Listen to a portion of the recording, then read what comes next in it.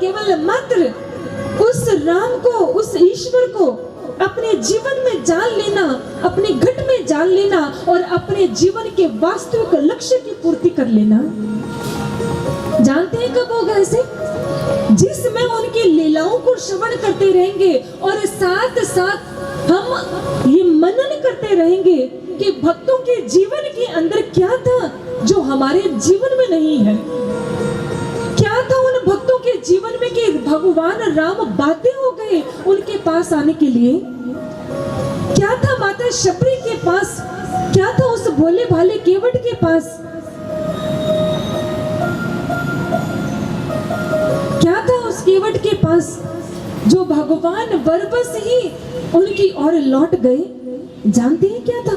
चलिए एक छोटी सी लीला श्रवण करते हैं। एक बार राजा दशरथ जी अपने नन्हे से पुत्र राम के पास गए और जिस समय राम के पास गए, राम को बुलाया, चलो भोजन का समय हो गया। कहते हैं जिसमें भोजन के लिए बुलाया गया राम नहीं गए। ध्यान से सुनिएगा। जब राम नहीं गए तो उसी समय किसी ने प्रश्न किया, आप तो मर्यादा पुरुषोत्तम हैं, पिता ने बुलाया और आप नहीं गए। मर्यादा पुरुषोत्तम जी ने बहुत अच्छी बात कही, अरे पिता ने नहीं बुलाया था, राजा ने बुलाया था, इसलिए नहीं गया। उन्होंने कहा यदि राजा ने बुलाया था तो भी कोई बात नहीं, राजा के लिए तो समस्त प्रजा पुत्र के समान होती है, तो राजा का हुक्म भी तो मानना चाहिए। उस समय भगवान राम ने बड़ी सुंदर बात कही थी, राजा के लिए समस्त प्रजा ही उसके पुत्र होती है, तो वो सभी ही बराबर होती है। राजा ने राम को तो बुलाया लेकिन बाकी किसी को नहीं बुलाया। कितनी बड़ी बात है कि उन्होंने राम को तो बुलाया लेकिन बाकी किसी को नहीं बुलाया, इसलिए मैं नहीं गया। और इधर माँ आज अपने पुत्र को लेकर गई, मालपुआ हाथ में पकड़ाया, पिता की गोद में बिठा दिया, लेकिन भगवान राम वहीं से निकलकर भाग पड़े।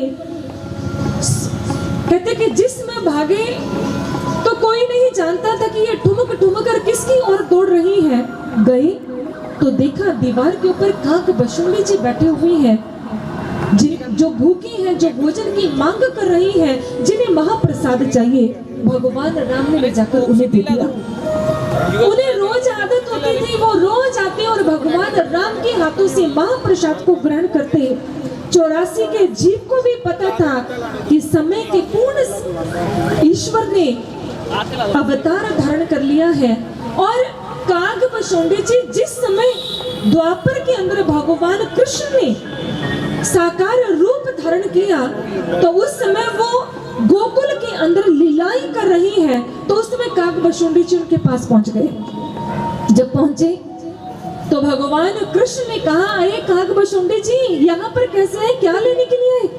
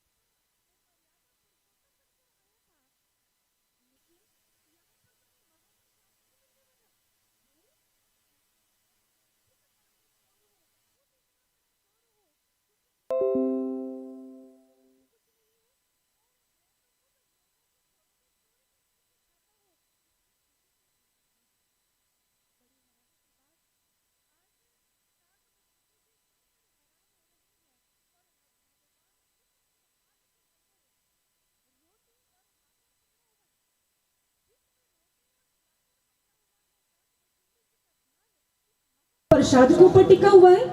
इधर ग्वाल बालों की टोली है और ग्वाल बालों की टोली के अंदर जहाँ पर सभी की रोज की एक आदत है, सभी अपने अपने घर से प्रसाद बनाकर लेकर जाते हैं, लेकिन मनसुखा घर से बहुत गरीब है। माँ ने क्या किया, जिस दिन मनसुखा की बारी थी, थोड़ा दही घर पे पड़ी थी, छाछ घर पे पड़ी थी, उसी को तड़का लगाया, रेड़ो बनाया और दे दिया। जिसमें कड़ू को मनसुख वहां पर लेकर गया तो मनसुख देखकर हैरान है, मेरे प्रभु के लिए लोग बड़े बड़े व्यंजन बनाकर लेकर आते हैं, लेकिन मैं कड़ू दूंगा? जैसे ही भगवान कृष्ण ने देखा, अरे मनसुखा क्या लेकर आया है? तेरे भोजन की तो सुगंध ही बड़ी मीठी है, ला फटाफट तेरा ही भोजन दे। मनसुखा ने देखा, उसी समय उस पात्र का ढक्कन खोला और गटागट पीने लग गया। ये सोचकर कि मैं अपने प्रभु को क्या ये रसहीन पदार्थ खिलाऊंगा, नहीं, इससे अच्छा मैं खुद ही खा लेता हूँ। तो उस समय की घटना आती है कि जो मनसुखा के वस्त्रों के ऊपर, मुख के ऊपर और हाथों के ऊपर जो कड़ू लग चुका था, भगवान कृष्ण उसे ही चाटने लग गए और कहने लगे, मनसुखा अरे तू तो बड़ा स्वार्थी निकला। माँ ने इतना सुंदर कड़ू और इतना स्वादिष्ट कड़ू बनाकर भेजा, सारा का सारा गटागट कर गया, देख कितना स्वादिष्ट है। और ऐसे व्यंजन के लिए, ऐसे भावों के लिए तो मैं जन्म भी लेने के लिए तैयार हूँ। बस मुझे ऐसे भाव चाहिए, बस मैं इन भावों के लिए तो संसार में आता हूँ।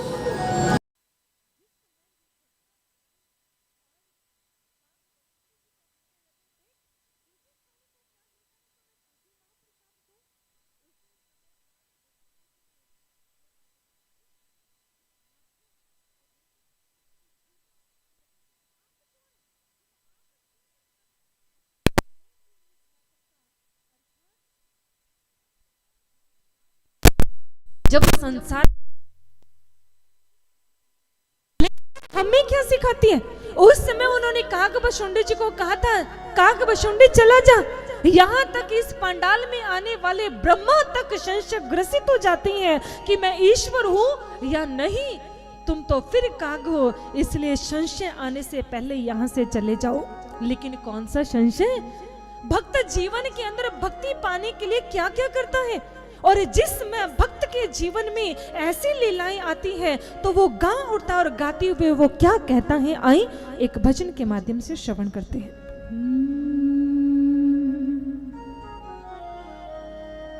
राधे गोविंद भजो, राधे गोविंद, माधव मुकुंद भजो, माधव मुकुंद, राधे गोविंद भजो, राधे गोविंद, राधे गोविंद भजो, राधे गोविंद, राधे गोविंद भजो, राधे गोविंद, माधव मुकुंद भजो, माधव मुकुंद, माधव मुकुंद भजो, माधव मुकुंद, धन्य भाग मेरे आज घर आए श्याम जी, धन्य भाग मेरे आज घर आए श्याम जी, श्याम जी, श्याम जी, श्याम जी, ओ श्याम जी, श्याम जी, श्याम जी, श्याम जी, आ श्याम जी। राधे गोविंद भजो, राधे गोविंद, राधे गोविंद भजो, राधे गोविंद।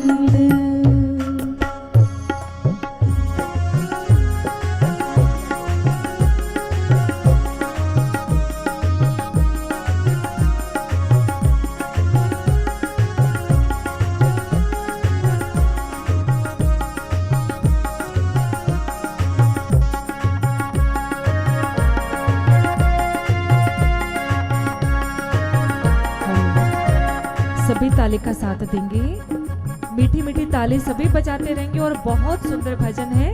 यदि आप गा सकते हैं तो साथ में गाइए, लेकिन ताली का साथ सभी देंगे। स्वाई बहनों के माध्यम से श्रवण करते हैं।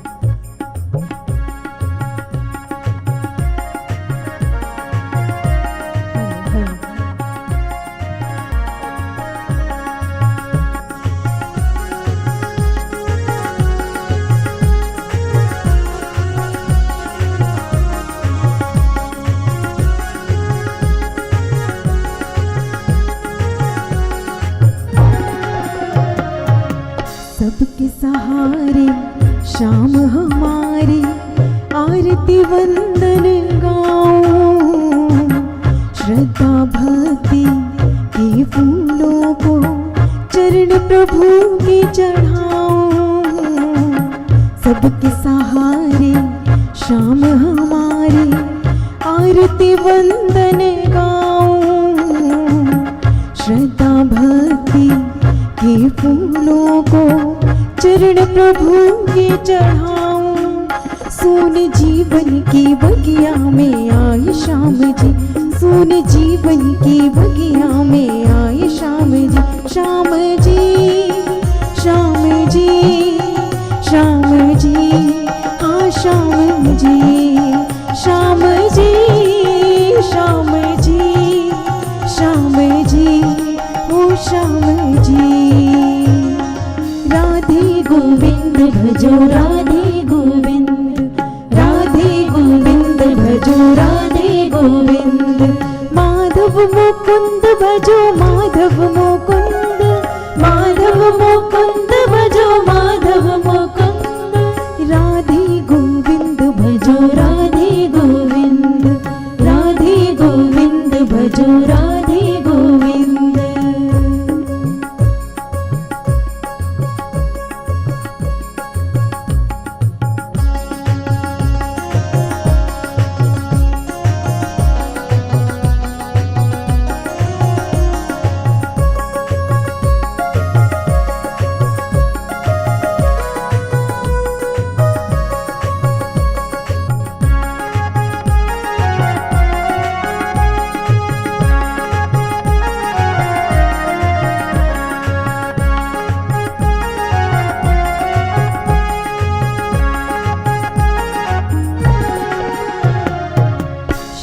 समर्पित कर दे जीवन, क्यों करता है चिंतन।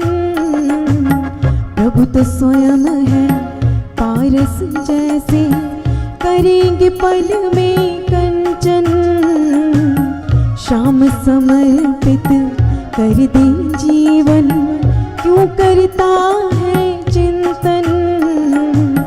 प्रभु तो स्वयं है पारस जैसे, करेंगे पल में कंचन।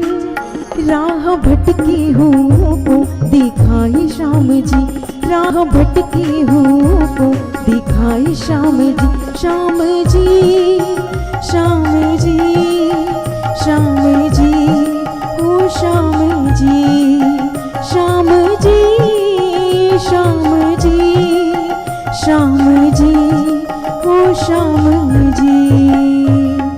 राधे गोविंद भजो राधे गोविंद, राधे गोविंद भजो राधे गोविंद। माधव मुकुंद भजो माधव मुकुंद, माधव मुकुंद भजो माधव मुकुंद। ओ धन्य भाग मेरे आज घर आए श्याम जी, धन्य भाग मेरे आज घर आए श्याम जी। श्याम जी, श्याम जी, श्याम जी, ओ श्याम जी, श्याम जी, श्याम जी, श्याम जी, हाँ श्याम जी। राधे गोविंद भजो राधे गोविंद, राधे गोविंद भजो। दोनों हाथ ऊपर सभी के, ताली का सहयोग देंगे सभी। राधे गोविंद भजो राधे गोविंद, राधे गोविंद भजो राधे गोविंद, राधे गोविंद भजो राधे गोविंद, राधे गोविंद भजो राधे गोविंद, राधे गोविंद भजो राधे गोविंद।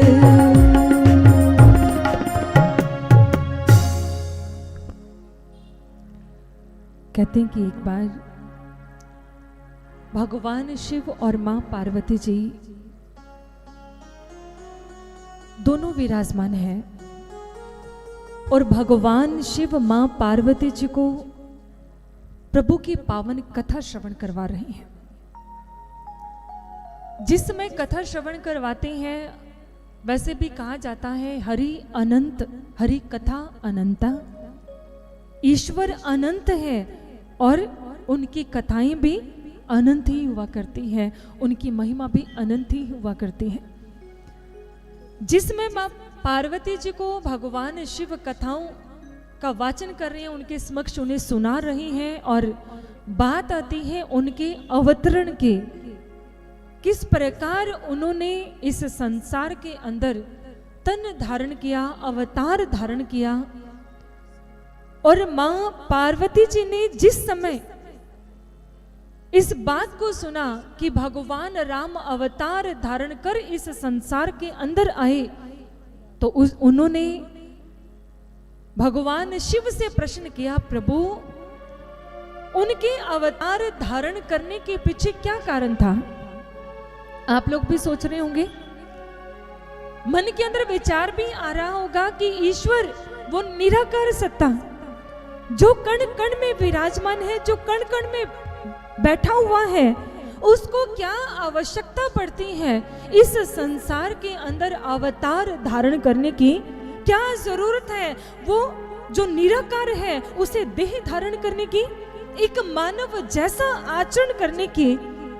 जिस समय भगवान शिव के समक्ष मां पार्वती जी ने ये बात रखी तो बहुत अच्छी बात कहती हैं। उन्होंने कहा, राम इस संसार के अंदर अवतार धारण करते हैं तो इनके विचित्र और एक कारण नहीं है। भगवान राम जिस समय वो ईश्वर इस संसार के अंदर अवतार धारण करता है तो वो एक कारण से अवतार धारण नहीं करता, एक अनेक कारण हुआ करते हैं कि भगवान को इस संसार के अंदर आना पड़ता है।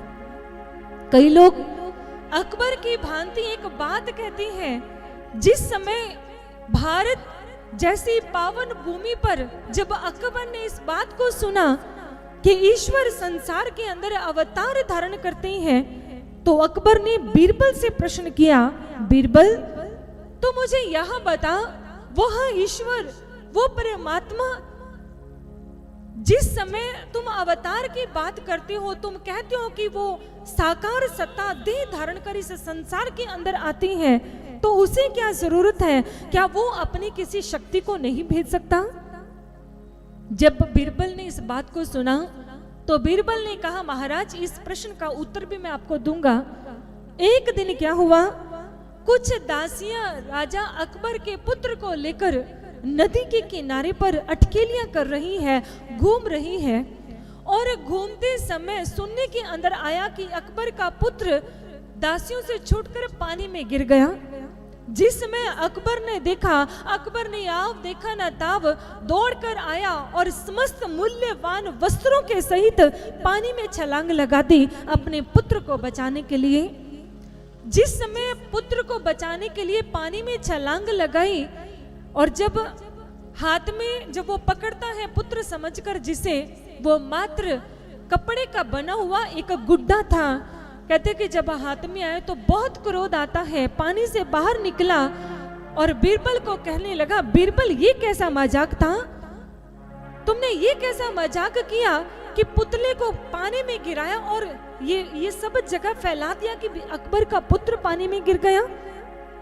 बीरबल ने बहुत अच्छी बात कही, राजा आपने कहा था ना कि ईश्वर को क्या जरूरत है संसार में अवतार धारण करने की, क्या वो अपनी किसी शक्ति को नहीं भेज सकता, उसकी अनेकों शक्तियां, वो अपनी अनेकों शक्तियों को भेज सकता है, फिर उससे क्या जरूरत है। राजन जिस समय आपका पुत्र पानी के अंदर गिरा, आपके पास अनेकों मंत्री हैं, अनेकों नौकर हैं, अनेकों चाकर हैं, आप किसी को भी आदेश देते ताकि वो आपके पुत्र को निकाल कर ले आते, लेकिन नहीं, आपने पुत्र को निकालने के लिए किसी को आदेश नहीं दिया।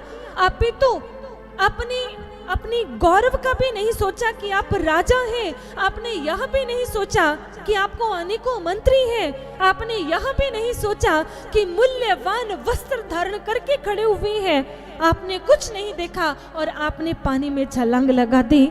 इसी प्रकार अकबर जिस समय वह ईश्वर, वह परमात्मा इस संसार के अंदर पाप देखता है, अत्याचार देखता है, अपनी धर्मशील प्रजा को प्रताड़ित देखता है, दुखी देखता है, तो क्या वो इस बात का इंतजार करेगा कि वो किसी को आदेश दे और उसकी आदेश की पालना करने के लिए उसकी कोई शक्ति जाए और उसके बच्चों को बचाए? नहीं, उसका वात्सल्य, उसका प्रेम, उसका स्नेह तो माँ से भी ज्यादा हुआ करता है, तो वो किस प्रकार किसी का इंतजार कर सकता है। लेकिन दूसरी ओर भक्तों, जिस समय हम लोग इस बात को सुनते हैं, अकबर की घटना हम लोगों को याद आती है कि किस प्रकार पुत्र को बचाने के लिए पानी में कूदा, इसी प्रकार ईश्वर भी अपने समस्त प्रेमियों को बचाने के लिए संसार के अंदर कूद पड़ता है, संसार के अंदर आता है। तो वो कैसी स्थिति जब निर्मित होती है तब आता है।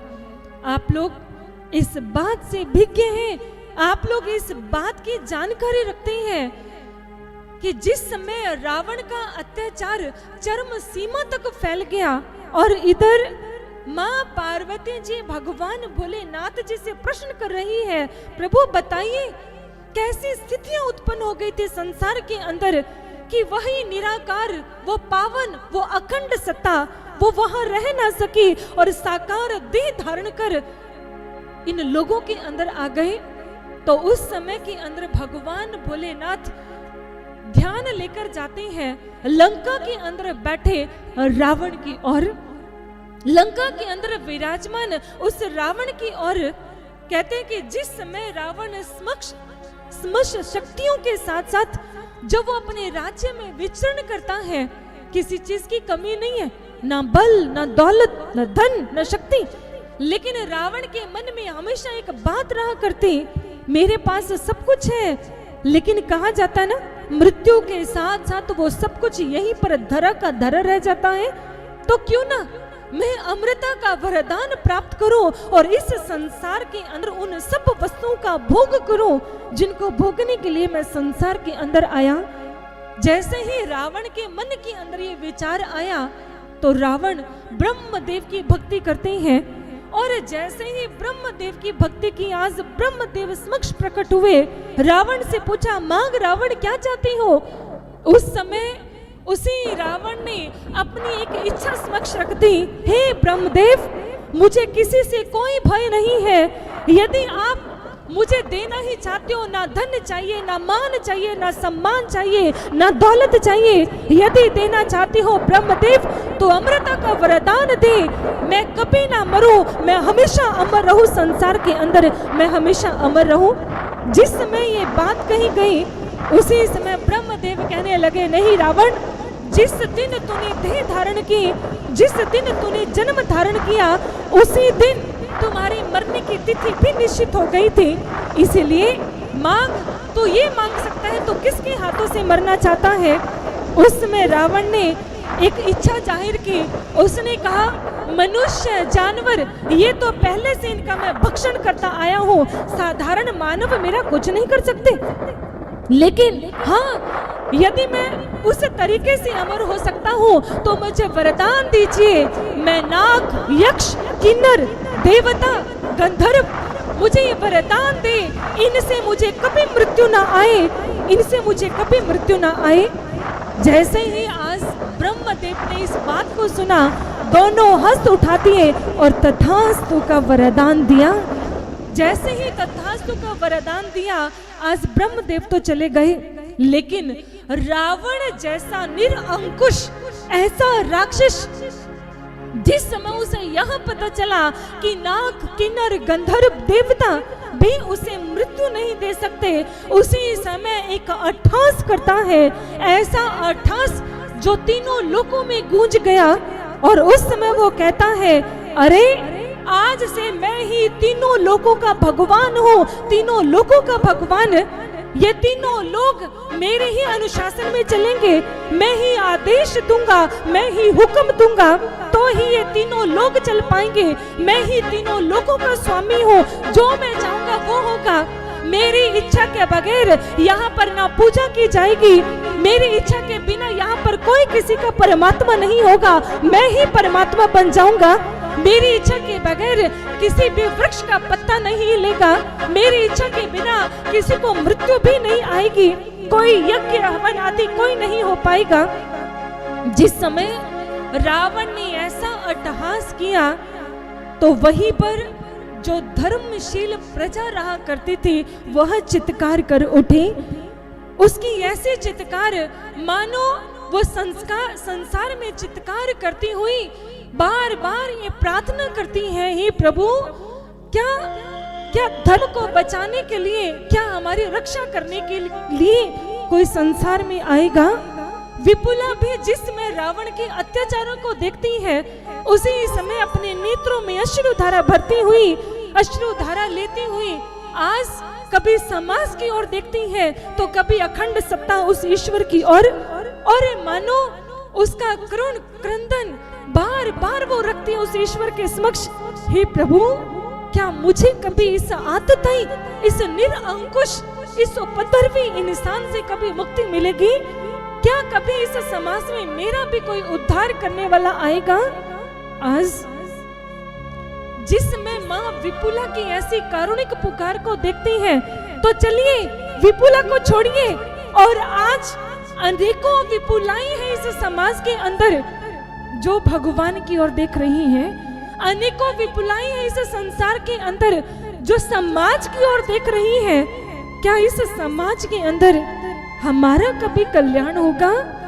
क्या इस समाज में हमें कोई समझेगा?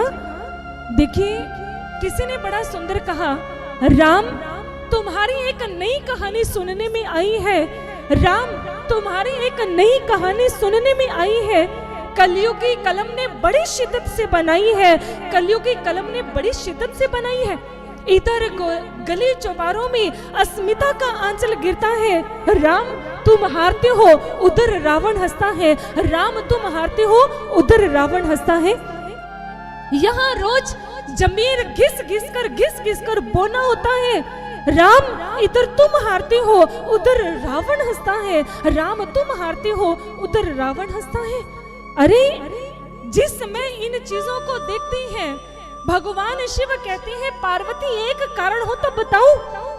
रावण के अत्याचारों को देखता हूँ तो पता चलता है कि भगवान राम ने अवतार धारण क्यों किया। लेकिन दृष्टिपात कीजिए इस संसार के अंदर, जिस समय आप ही के घर से आपकी कन्याएं, आपकी बेटियां जब घर से बाहर निकलती हैं, आपकी बहुएं जब घर से बाहर निकलती हैं, तो क्या आपकी अंतर आत्मा ये स्वीकार करती है कि वो आने से पहले वो सही सलामत होंगी? अनेकों लोगों के मुख से ये बात सुनने को आई, भैया हमने तो कन्याओं को पैदा करना ही बंद कर दिया, क्योंकि समाज की दशा बहुत खराब है, समाज की हालत बहुत खराब है। क्यों हालत खराब है? किस लिए हालत खराब है? क्योंकि समाज की दशा कहीं ना कहीं हम लोगों से छिपी नहीं रह गई। किसी ने बड़ा सुंदर कहा, उठ रही सड़ांध समाज के व्यवहार से, जल रही मानवता मानव के अत्याचार से, बन गए विनाशक वंशधर ब्रह्म के सभी, वृद्धि यहाँ आतंकवाद की क्या खत्म होगी कभी? अभिशापित यह समाज हमारा क्या श्राप मुक्त हो पाएगा? क्या कभी कोई नया सवेरा इस धरा धाम पर आएगा? क्या कोई नया सवेरा इस धरा धाम पर आएगा? सोचकर देखिए, सड़ांध, जिस समय आप किसी गली से निकलते हैं, गली के अंदर पड़े हुए किसी बदबूदार किसी सामान को देखा तो फटाफट नाक के ऊपर कपड़ा रख लिया। आप कपड़ा रखने से उस बदबू से तो बच गए, लेकिन जो संसार के अंदर कुसंस्कारों की बदबू चल रही है, जो विश्व वासनाओं की आग इस संसार के अंदर फैली पड़ी है, क्या उस बदबू से बचने के लिए आपके पास कोई उपाय है? क्या उस बदबू से मुक्ति पाने के लिए आपके पास कोई उपाय है? दिन रात अनेकों विप्लवों का शील हरण होता है। क्या उन द्रौपदियों को बचाने के लिए आपके पास कोई उपाय है? इस संसार के अंदर जो विश्व की आग लगी हुई है, क्या उनसे बचने के लिए आपके पास कोई उपाय है? जिस समय कोई उपाय नजर ना आए तो ये सोचकर चलिए, समाज के अंदर आग नहीं लगी हुई, वो आग हमारे घरों तक बहुत जल्दी पहुंच रही है। और कब इस विश्व विकारों की बदबू के अंदर हम लोग खो जाएंगे, हमें पता भी नहीं चलेगा। और इसके पीछे कारण क्या है? आज राम जैसे पुत्र की मांग तो सभी करते हैं, सभी मांगते हैं हमारे घर राम जैसा पुत्र हो, विवेकानंद पैदा हो, ये हो अच्छा डॉक्टर इंजीनियर। लेकिन एक बात याद रखिएगा, वशिष्ठ जी के दरबार के अंदर भगवान राम जी को संस्कार मिले। क्या हम संतानों को संस्कार दे रहे हैं? क्या हमारी संतानें संस्कार पा रही हैं? जिस समय संस्कारों की बात आती है तो चलिए आपके जलंधर शहर के अंदर भी अनेका वृद्ध आश्रम बने होंगे और जाइए और पूछिए वृद्धों की स्थिति को। अनेकों ऐसी नारियां होंगी, कभी जाकर पूछिए उनकी दरिद्रता को, कभी जानिए उनके विचारों को, सोचकर हैरानी होगी हम इंसान हैं। इसके पीछे कारण क्या है? किसी ने बहुत सुंदर कही, उन्होंने कहा भारत की संतान आज सयानी हो गई, भारत की संतान, ऋषियों की संतान आज सयानी हो गई, भारत की हर चीज उसकी नजर में एक कहानी हो गई।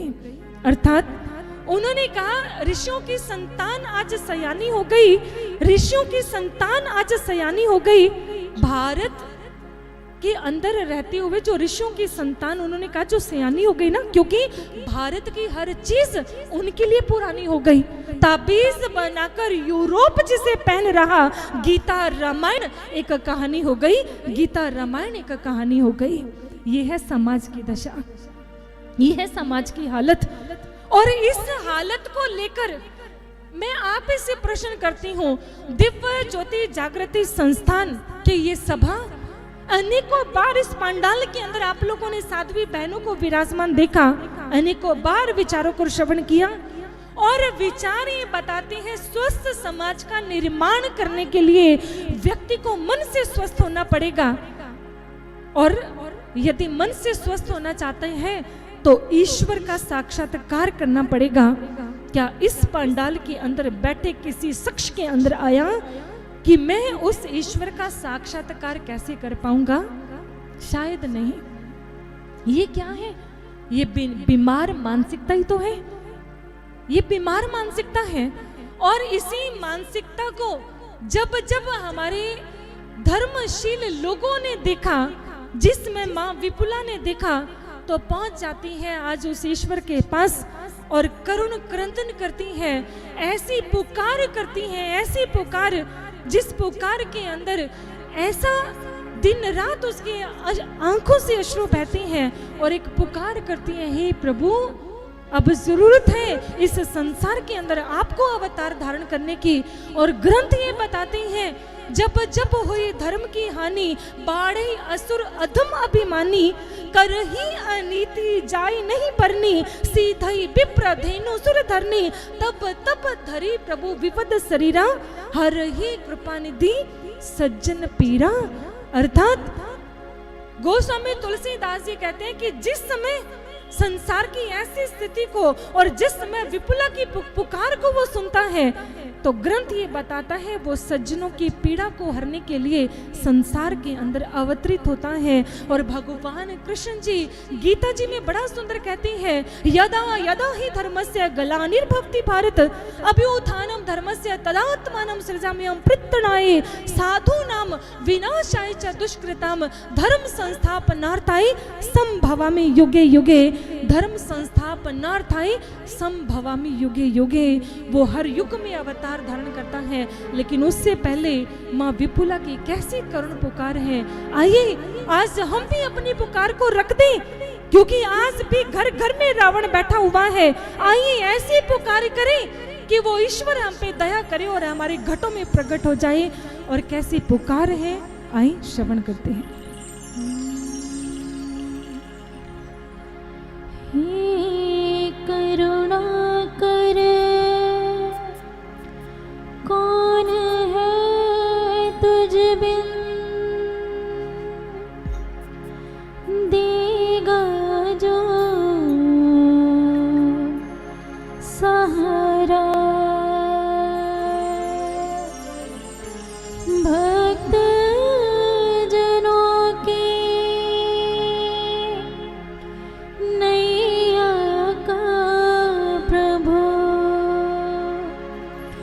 तुम हो एक किनारा, तुम हो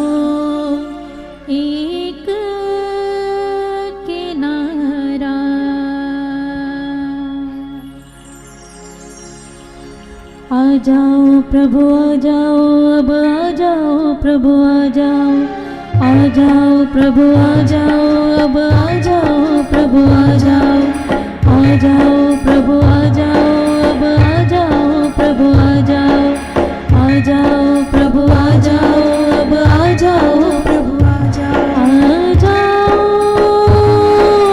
जाओ, सुन कर प्रभु करुण पुकार, आ जाओ,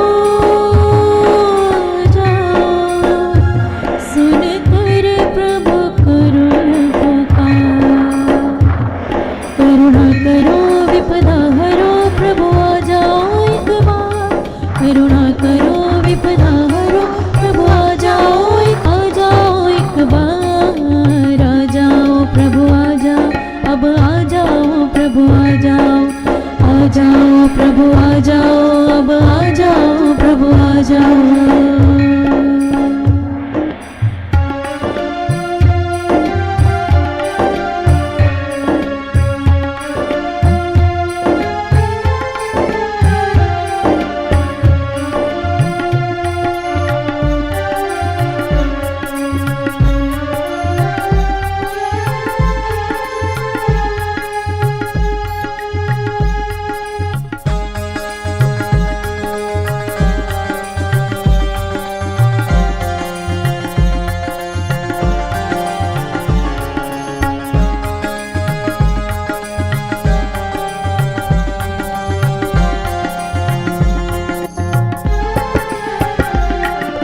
संकट का घन घोर अंधेरा फैल रहा है दिशा दिशा, नभ में सूरज बन करके प्रभु दूर करो काली निशा,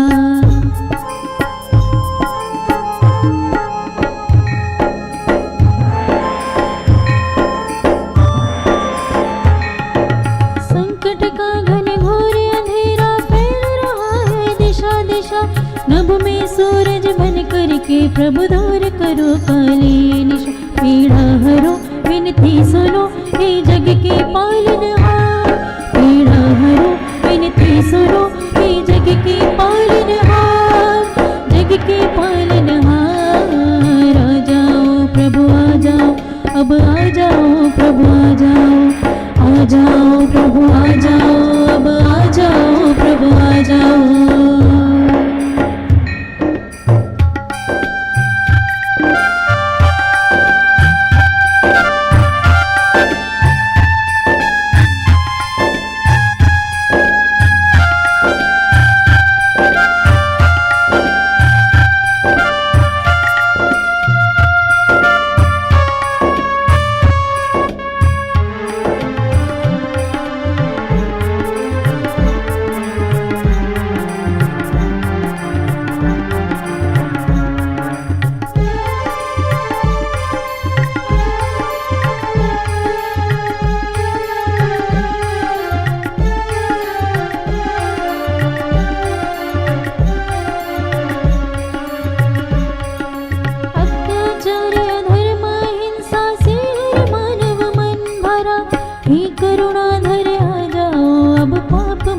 करने धरा,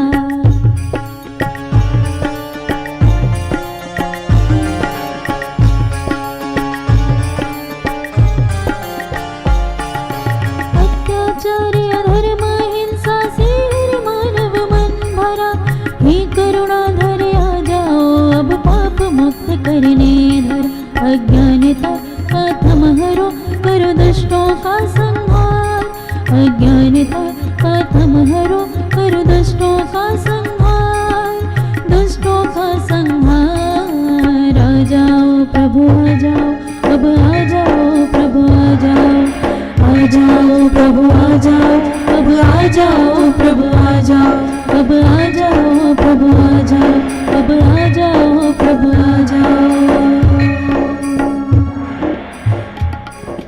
कष्ट निवारक आ जाओ, हे भयहारक आ जाओ, कष्ट निवारक आ जाओ, हे भयहारक आ जाओ, दुष्ट दलन को आ जाओ, संताप हरण को आ जाओ, दुष्ट दलन को आ जाओ, संताप हरण को आ जाओ, त्राहि त्राहि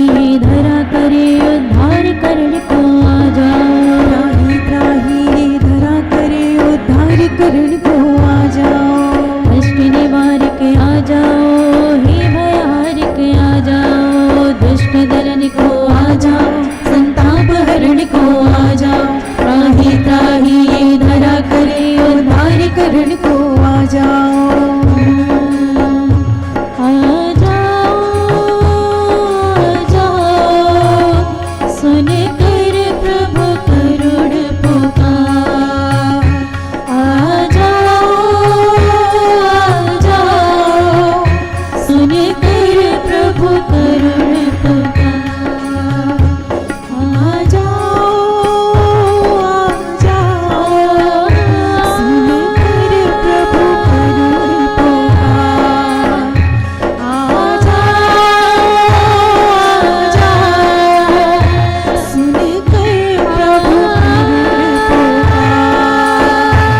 सुन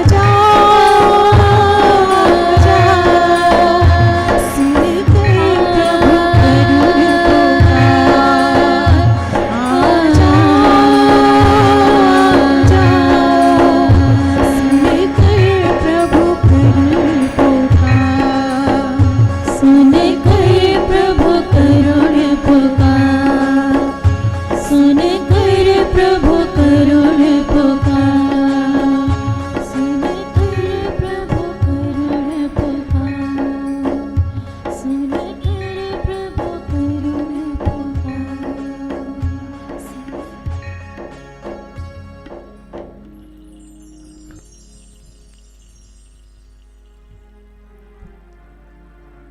आ जाओ प्रभु, सुनकर करुण पुकार।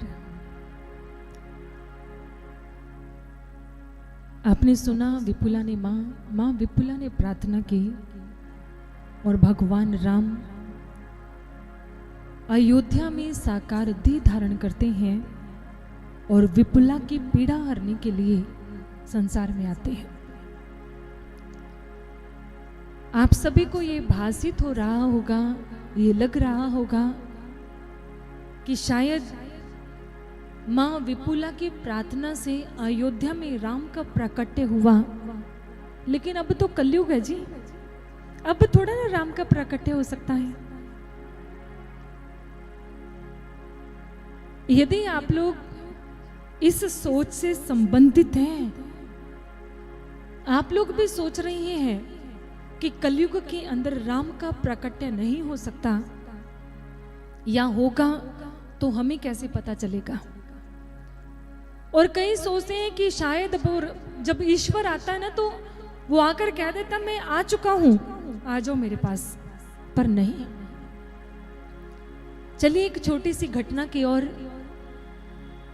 मां सती और भगवान शिव अगस्त्य मुनि जी की कुटिया के अंदर गए, बहुत समय वहां पर रुके और प्रभु की अनेक पावन कथाओं को श्रवण किया। ध्यान से सुनिएगा इस चीज को।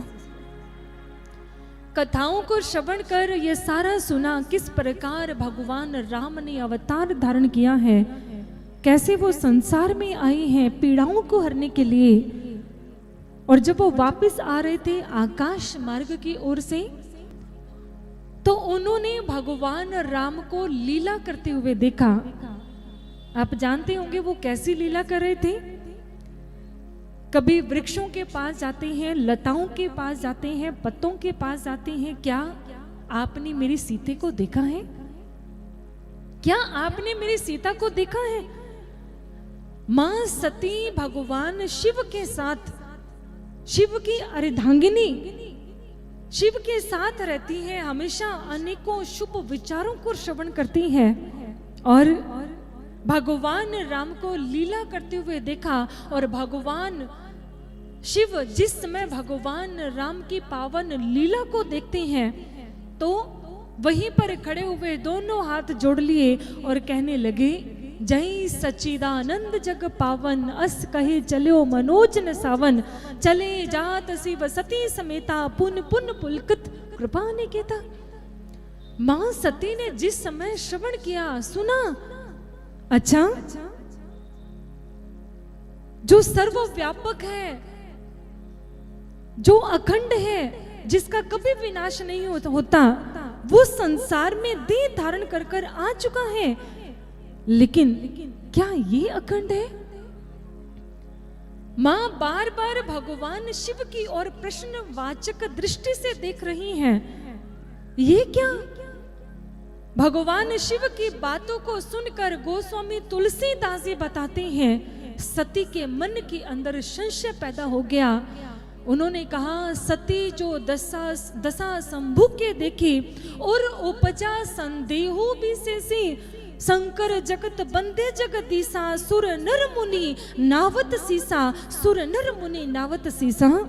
अरे जिस देव जी के समक्ष सूर्य नर मुनि जो निरंतर शीश नवाते हैं, और आज जो लताओं से, जो पेड़ों से, जो पौधों से पूछ रही हैं, क्या आपने मेरी सीते को देखा है?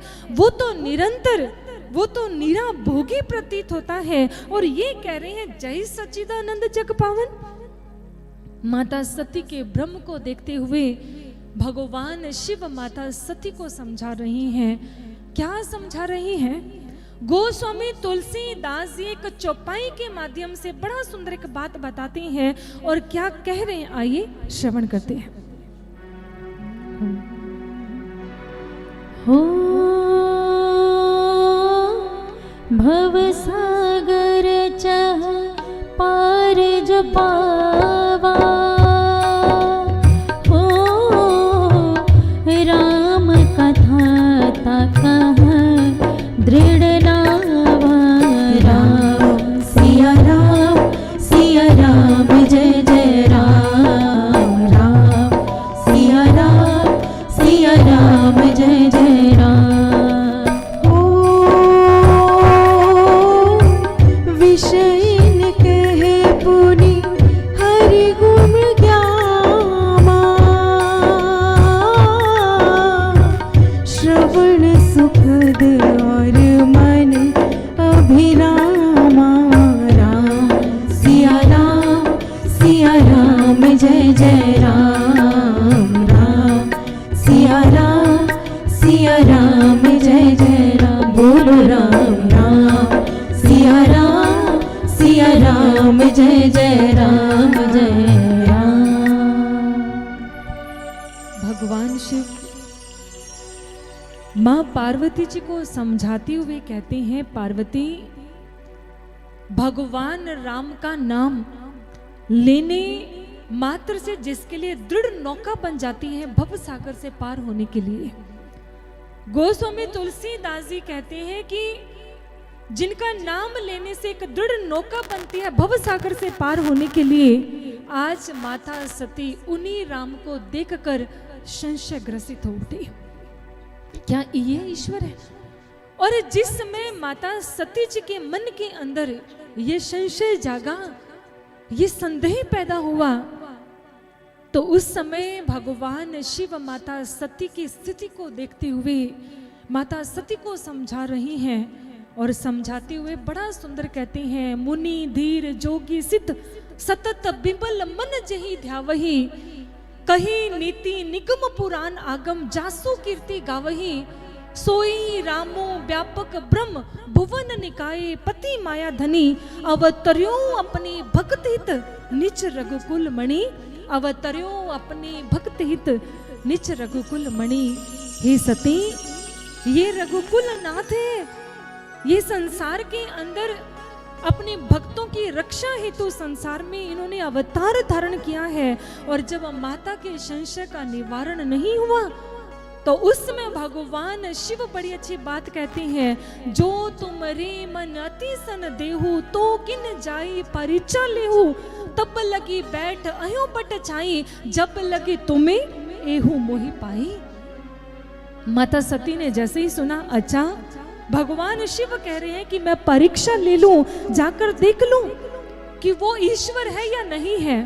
बिल्कुल यही विचार हमारे मन में भी आते होंगे, बिल्कुल यही विचार सोचते होंगे। यदि पहली बात तो हम ये स्वीकार ही नहीं कर पाते कि भगवान का प्रकटे इस संसार के अंदर होता है, आपको हैरानी हो रही होगी कि हम ये बात क्यों कह रहे हैं, किस लिए कह रहे हैं।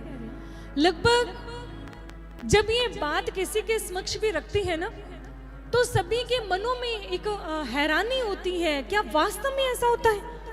क्या वास्तव में ऐसा होता है कि ईश्वर इस संसार के अंदर आता है, वो शरीर लेकर आता है, वो तन लेकर आता है, और यदि वो लेकर आता है तो वो ऐसे बुला लेता होगा और हम पहचान आसानी से कर लेते होंगे? देखिए, जो जगत जननी है, जो भगवान शिव की अर्धांगिनी है, आज वो भ्रम में फंस गई, आज वो उलझी हुई है।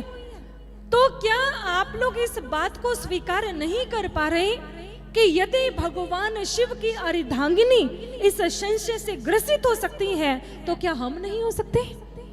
क्या हमारे मन में संशय नहीं आ सकते?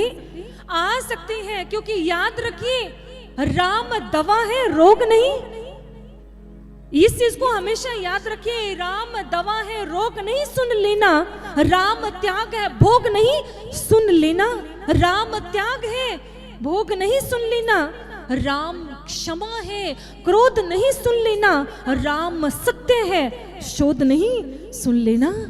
राम सत्य है, शोध नहीं है वो कि आप उसमें शोध करना शुरू करते, वो सत्य है, वो अटल है। लेकिन यदि आज तक हम उसे नहीं समझ पाए, तो सिर्फ हमारे नेत्रों का कसूर है। भगवान श्री कृष्ण अर्जुन को गीता जी में बड़ा सुंदर समझा रही हैं। जिस समय भगवान कृष्ण के समक्ष अर्जुन खड़ा हुआ है और अर्जुन को भगवान कृष्ण ने कहा कि अर्जुन, तू दो नेत्रों से मुझे नहीं देख पा रहा, तू सिर्फ मुझे इतना देख पा रहा है, मैं तेरा सखा हूं, मैं तेरा मित्र हूं, मैं तेरा भाई हूं। लेकिन अर्जुन ने वास्तव में यही देखा था। किसी ने बड़ा सुंदर कहा, उन्होंने कहा, अर्जुन जो हमेशा ही अपने भगवान कृष्ण को भाई सखा ही समझता आया, देख कृष्ण का दिव्य रूप अर्जुन सत्य में आता है। समझा था जिसे मात्र सखा, वो तो जग का भाग्य विधाता है। समझा था जिसे मात्र सखा, वो तो जग का भाग्य विधाता है। लेकिन जानते हैं कैसे? जिस समय भगवान कृष्ण जी के समक्ष पहुंचा और भगवान कृष्ण ने कहा, न तो माम शक्य स दृष्टो मननैव स्वचक्षुषा दिव्यम ददामि ते चक्षु पश्य मे योगमैश्वरम। हे अर्जुन, यदि मुझे दिव्य को देखना चाहते हो, मेरे अखंड वास्तविक स्वरूप को देखना चाहते हो, तो दृष्टि की मलिनता को दूर करना पड़ेगा, दिव्य नेत्र को प्राप्त करना पड़ेगा, उस दृष्टि को पाना पड़ेगा जिस दृष्टि को पाने के बाद मैं देखा जा सकता हूँ। तद विधि प्रणिपातेन परिप्रश्ननेन सेव्या उपदिक्ष्यन्ति ते ज्ञानम ज्ञानिनस्तत्वदर्शिना। अर्थात हमें ज्ञान को धारण करना पड़ेगा, उस ज्ञान के नेत्र को धारण करना पड़ेगा। और आज वो ज्ञान का नेत्र माता सती के पास नहीं है। माता सती जैसे ही भगवान राम के समक्ष पहुंची और जैसे ही भगवान राम माता सती जी को देखते हैं, माता सती सोच रही है, भगवान के समक्ष, राम के समक्ष जा रही हूं परीक्षा लेने के लिए, और यदि किस रूप में परीक्षा लूं, कैसे लूं? मन में आया, पत्नी के वियोग के लिए तड़प रही है, तो क्यों ना सीता का ही रूप धारण कर लूं।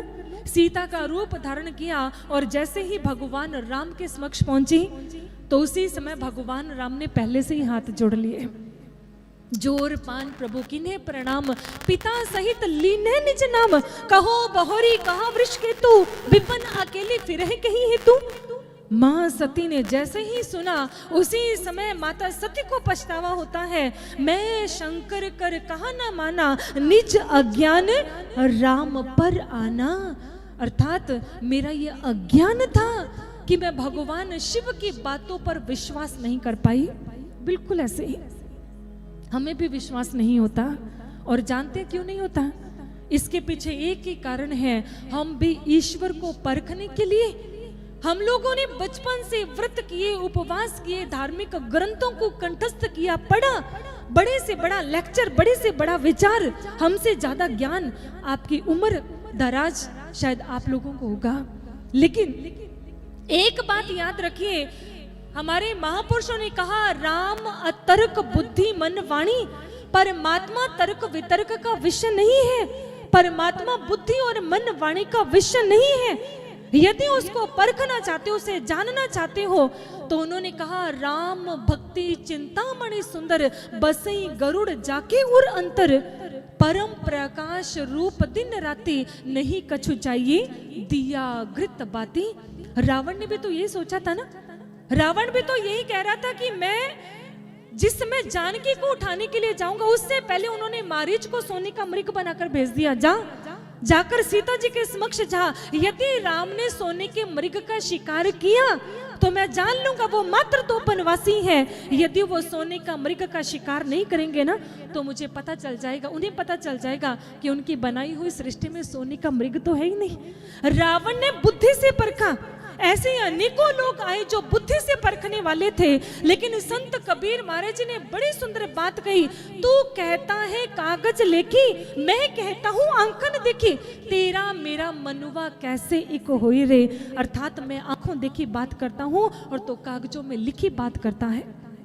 लेकिन यही बात भगवान कृष्ण अर्जुन को समझाते हैं, ये अर्जुन मेरे वास्तविक स्वरूप को देखना चाहते हैं तो तुम्हें दिव्य दृष्टि की जरूरत पड़ेगी। और आज जैसे ही माता सती इस भ्रम से बाहर निकलती हैं, हर ओर भगवान राम माता सीता जी सहित उन्हें नजर आ रही हैं। माता सती वहीं पर ही बैठ गई और आज भगवान शिव के समक्ष, भगवान राम के समक्ष प्रार्थना करती है, प्रभु आज कण कण के अंदर उनका साक्षात्कार कर रही है, उनका दर्शन कर रही है। और जिस समय भक्त उनका दर्शन करता है, साक्षात्कार करता है, वो गा उठता है। और क्या गाता है, आइए गुरु बहनों के माध्यम से श्रवण करते हैं।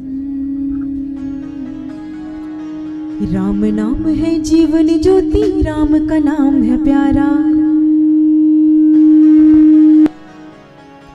राम नाम है जीवन ज्योति, राम का नाम है प्यारा। राम नाम है जीवन ज्योति, राम का नाम है प्यारा। राम नाम है जीवन ज्योति, राम का नाम है प्यारा। राम नाम रटते रटते, राम नाम रटते रटते, मिट जाए अंधियारा। बोलो जय श्री राम, जय जय सिया राम। बोलो जय श्री राम, जय जय सिया राम।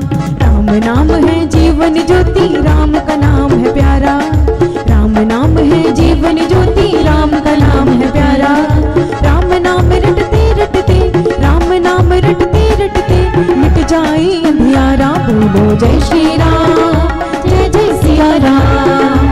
बोलो जय श्री राम, जय जय सिया राम।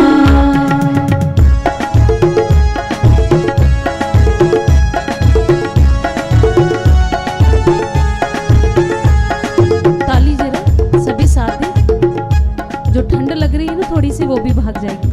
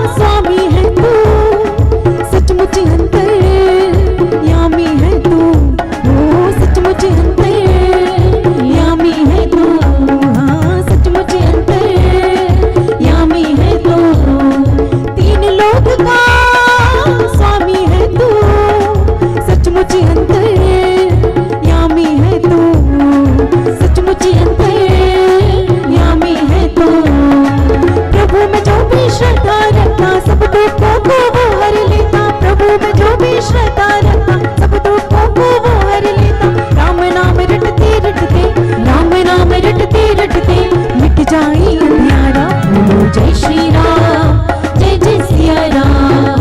बोलो जय श्री राम, जय जय सिया राम। राम नाम है जीवन ज्योति, राम का नाम है प्यारा। राम नाम है जीवन ज्योति, राम का नाम है प्यारा। राम नाम रटते रटते, राम नाम रटते रटते मिट जाए अंधियारा। बोलो जय श्री राम, जय जय सिया राम। बोलो जय श्री राम, जय जय सिया राम। बोलो जय श्री राम, जय जय सिया राम। बोलो जय श्री राम, जय जय सिया राम। बोलो जय श्री राम, जय जय सिया राम।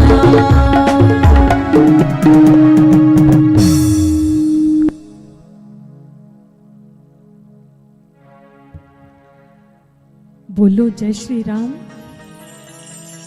बोलो, हाँ जी, सिया राम। चलो मैं आपसे एक बात पूछ लेती हूँ, आप सारे जलंधर वासी हैं? हाँ जी, हाँ या ना? जलंधर वासी हैं जी? जलंधर वासी हैं? आपको ठंड लग रही है? हाँ जी, नहीं लग रही?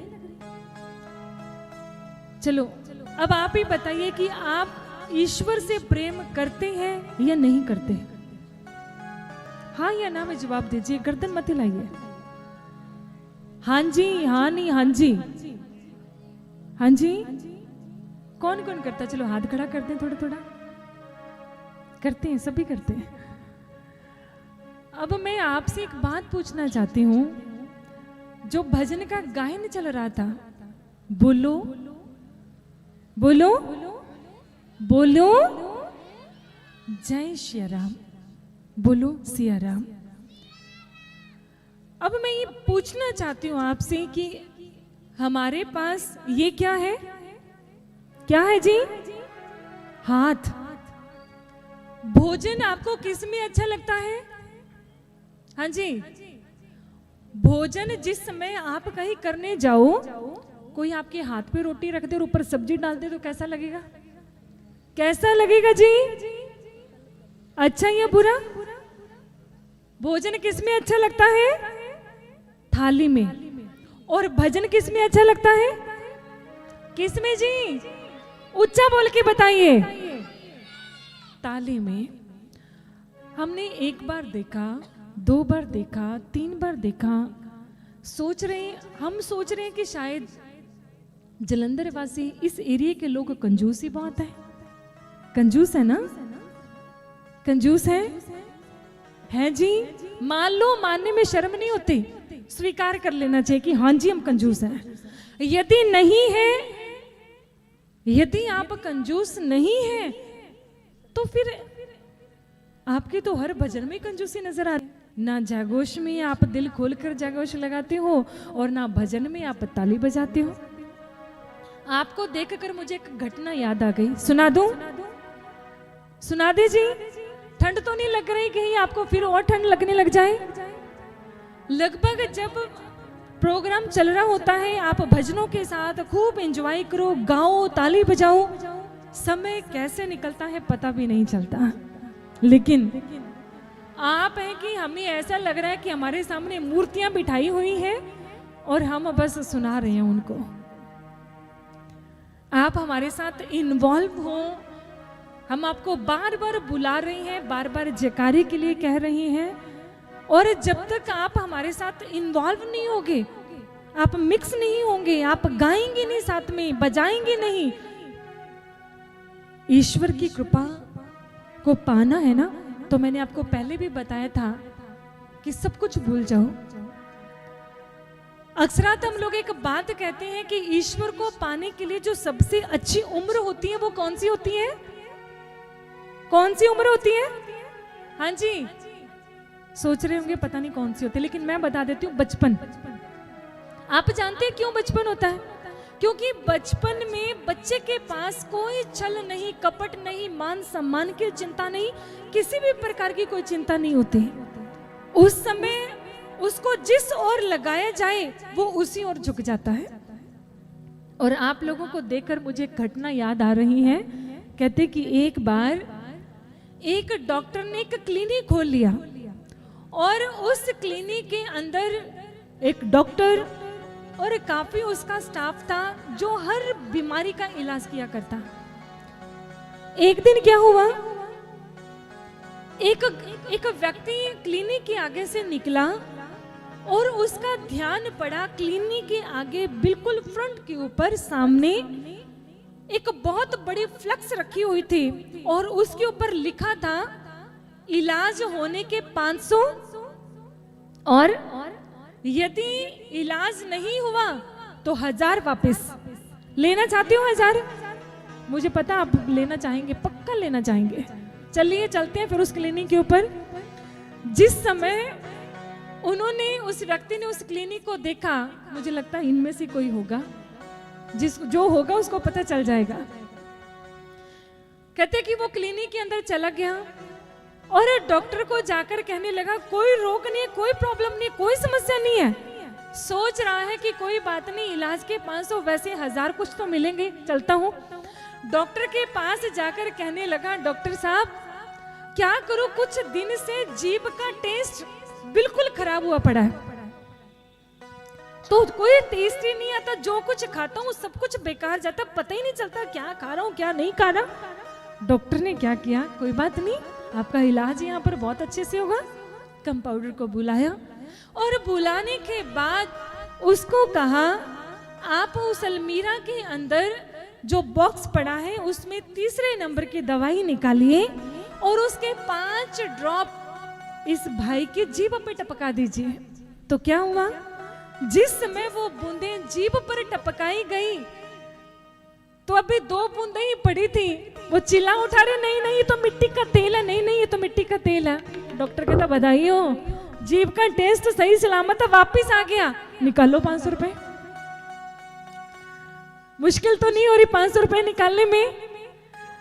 देख लीजिए ईश्वर के लिए कंजूसी पता नहीं कैसे निकल जाते हैं। उस समय वो व्यक्ति भी कंजूसी कर रहा था और जिस समय वो 500 रुपए देकर वापिस आया तो बड़ा दुख है उसके मन के अंदर कि ये कैसे हो गया, ये तो बहुत बुरी बात है। अरे सब कुछ मेरा 500 रुपए छीन लिए, इतना कंजूसी 1000 लेने के लिए गया था, मेरे 500 ही छीन गए। कुछ दिनों के बाद फिर से उस क्लिनिक के आगे से गया और पुनः क्लिनिक में चला गया। जब क्लिनिक में गया तो डॉक्टर को जाकर कहने लगा डॉक्टर साहब क्या करूं, कुछ दिनों से बहुत ज्यादा समस्या आ रही है, याददाश्त तो बिल्कुल भी नहीं रहती, जो रखता हूँ जो करता हूँ सब कुछ भूल जाता हूँ, कुछ नहीं पता चलता। डॉक्टर ने कहा चिंता मत कीजिए, सही जगह पे आए, एकदम सही जगह पे, आपका इलाज तो यही होगा। डॉक्टर ने अपने कंपाउंडर को बुलाया, जाओ उस अलमीरा को खोलो, उस बॉक्स को निकालो और उसमें 3रे नंबर की दवाई के 5 ड्रॉप इसके मुंह में डाल दो। जैसे ही 5 ड्रॉप मुंह में डालने लगे उस व्यक्ति ने कहा अरे डॉक्टर साहब ये तो वही दवाई है जो पीछे डाली थी मेरे मुंह में। डॉक्टर कहता बधाई हो, आपकी याददाश्त भी सही सलामत वापस आ गई, निकालिए 500 रुपए। कहते कि इतना दुख हुआ, बहुत दिन तक इन पैसों के विषय में पूरी तरह सोच रहा है और रोज दुख मनाता है। जहां मैं 1000 लेने के लिए गया था वहां मैं 1000 देकर आ गया। करता करता करता करता एक दिन फिर क्लिनिक पे चला गया, आज तो पक्का डॉक्टर को लूट कर आऊंगा, आज किसी भी तरह से हो सके मैं पैसे तो वापस लेकर ही आऊंगा। उस समय क्या हुआ, डॉक्टर के पास गया, अंधा बनकर गया, डॉक्टर साहब कुछ नहीं दिखता, अरे कुछ नहीं नजर आ रहा, बिल्कुल अंधा हो चुका हूँ, हर डॉक्टर से इलाज कराया लेकिन किसी डॉक्टर की दवाई असर नहीं कर रही, आप ही मेरा इलाज कर दीजिए डॉक्टर साहब। डॉक्टर ने कहा कोई बात नहीं, आपका पक्का यहाँ पर इलाज होगा।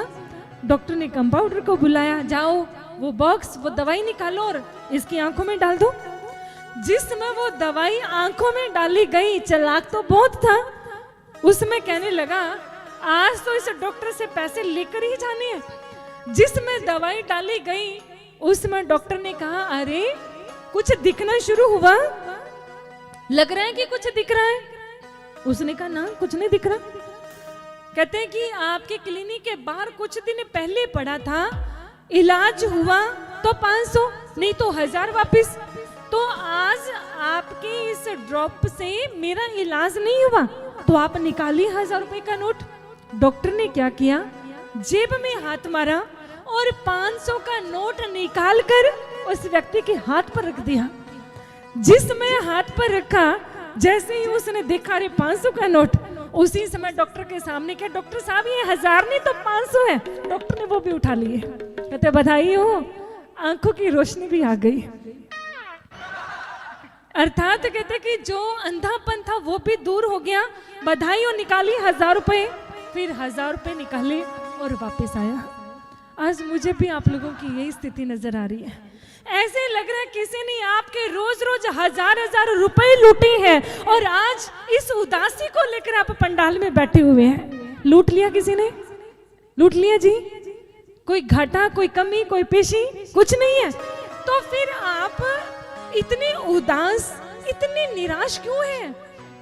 खुश मिजाज से बिल्कुल एक्टिव होके बैठिए और लगे, आप लोगों के मुख को देखकर, आप लोगों को देखकर लगे वाह, आज भक्त आया पंडाल के अंदर जो ईश्वर की महिमा को सुन रहे हैं। ईश्वर की महिमा को, क्योंकि ईश्वर की महिमा बोरिंग नहीं है, वो नीरस नहीं है।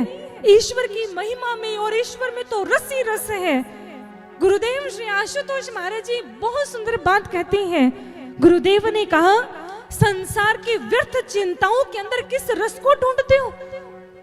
संसार की व्यर्थ चिंताओं के अंदर, संसार के अंदर जो आप व्यर्थ समय व्यतीत करते हो, किस रस को ढूंढते हो? रस लेना चाहते हो तो राम नाम की लूट है, लूट सके तो लूट, फिर पाछे पछताएगा जब प्राण जाएंगे छूट। जब प्राण छूट जाएंगे फिर पछताएंगे। इसलिए ये राम नाम के लूटने का समय है, लूट लीजिए और इस तरीके से इसे कदर लूटिए कि वह ईश्वर भी तत्पर हो आपको लुटाने के लिए।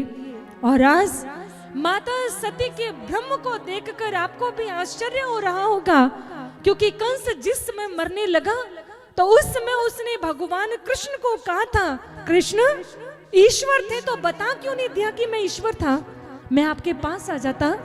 रावण ने उस समय कहा था आप परमात्मा थे तो आप बता क्यों नहीं दिया आपने। तो भगवान राम ने, भगवान कृष्ण ने रावण कंस को कहा, कंस कब नहीं बताया, अकासुर बकासुर पूतना ना जाने कौन कौन से बकासुर भेजे तूने, विद डेड बॉडी उनका शरीर भेज दिया तेरे पास। कुछ समय का बच्चा क्या कर सकता है, लेकिन मैंने उनके शरीर तक तेरे पास भेज दिए, लेकिन कारण क्या रहा तो फिर भी समझ नहीं पाया। इसी प्रकार आज हम भी निरंतर व्रत उपवास करते हैं। भक्तों, निरंतर उपवास ईश्वर की महिमा गाने का एक ही सार है, ईश्वर का साक्षात्कार, ईश्वर को देख लेना, उनके सच्चे नाम के साथ जुड़ जाना। और जब तक उनके सच्चे नाम के साथ नहीं जुड़ जाते तब तक जीवन का कल्याण नहीं हो सकता, तब तक हमारा उद्धार नहीं हो सकता। यूं तो माँ सती भी ईश्वर का नाम गा रही है, यूं तो माता सती भी ईश्वर के नाम के साथ जुड़ी हुई है, लेकिन क्या कारण रहा कि माता सती भगवान राम की वास्तविकता को पहचान नहीं पाई। संत कबीर महाराज ने बहुत सुंदर बात कही। उन्होंने कहा, वस्तु कहीं ढूंढे कहीं क्या विद आवे हाथ, कहीं कबीर तब पाइए जब भेदी लीजिए साथ। हम लोग ईश्वर को ढूंढ तो रहे हैं, कोई कहीं ढूंढ रहा है, कोई कहीं ढूंढ रहा है, लेकिन हमें ईश्वर के वास्तविक स्थान का पता नहीं है। तभी कबीर महाराज जी ने बड़ा सुंदर कहा, पानी में मीन प्यासी मोहे सुन सुन आवे हासी, आत्मज्ञान बिना नर भटकत, कोई मथुरा और कोई काशी। उन्होंने कहा जरूरत है आत्मा के ज्ञान की। ग्रंथों में कहा, द्वासु पर्णा सयुजस खायास्मानु वृक्षम परिस्वा जाते त्यो रण्यः पीपलम स्वादत्य नश्नन्यो अभिचाक्षिते। मन और आत्मा में एक अंतराल है। जब तक मन रूपी पक्षी आत्मा के प्रकाश से विज्ञ नहीं हो जाता, तब तक जीवन का कल्याण नहीं है, तब तक हम उस ईश्वर की पहचान नहीं कर सकते। इसलिए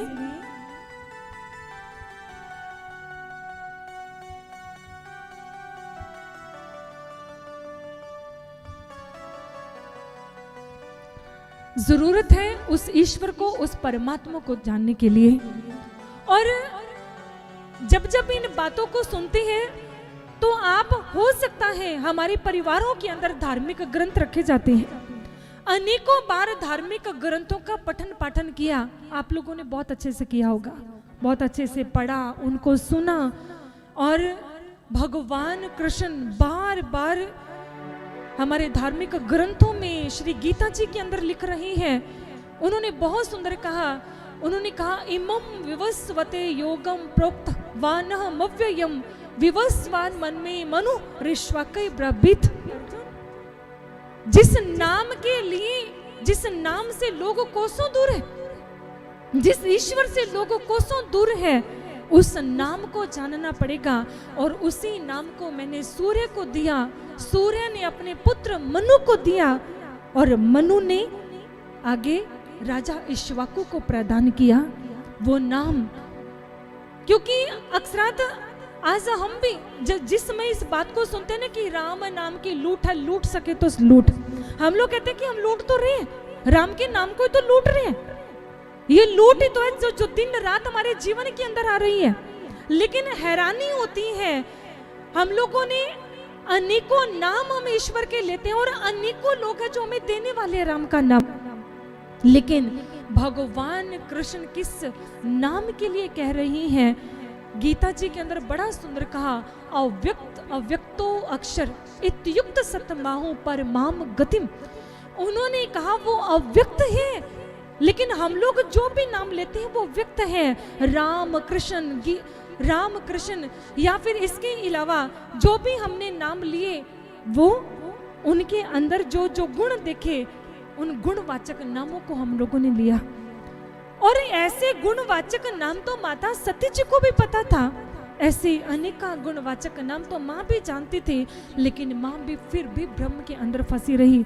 लेकिन जरूरत है हमें भी, जिस समय भगवान कृष्ण जैसे संत जीवन के अंदर आएंगे, और वो नाम जो उन्होंने बड़ा सुंदर कहा, अहम आत्मा गुणाकेश सर्वभूताशय स्थितः अहम आदि च मध्यम च भूता नाम एव च।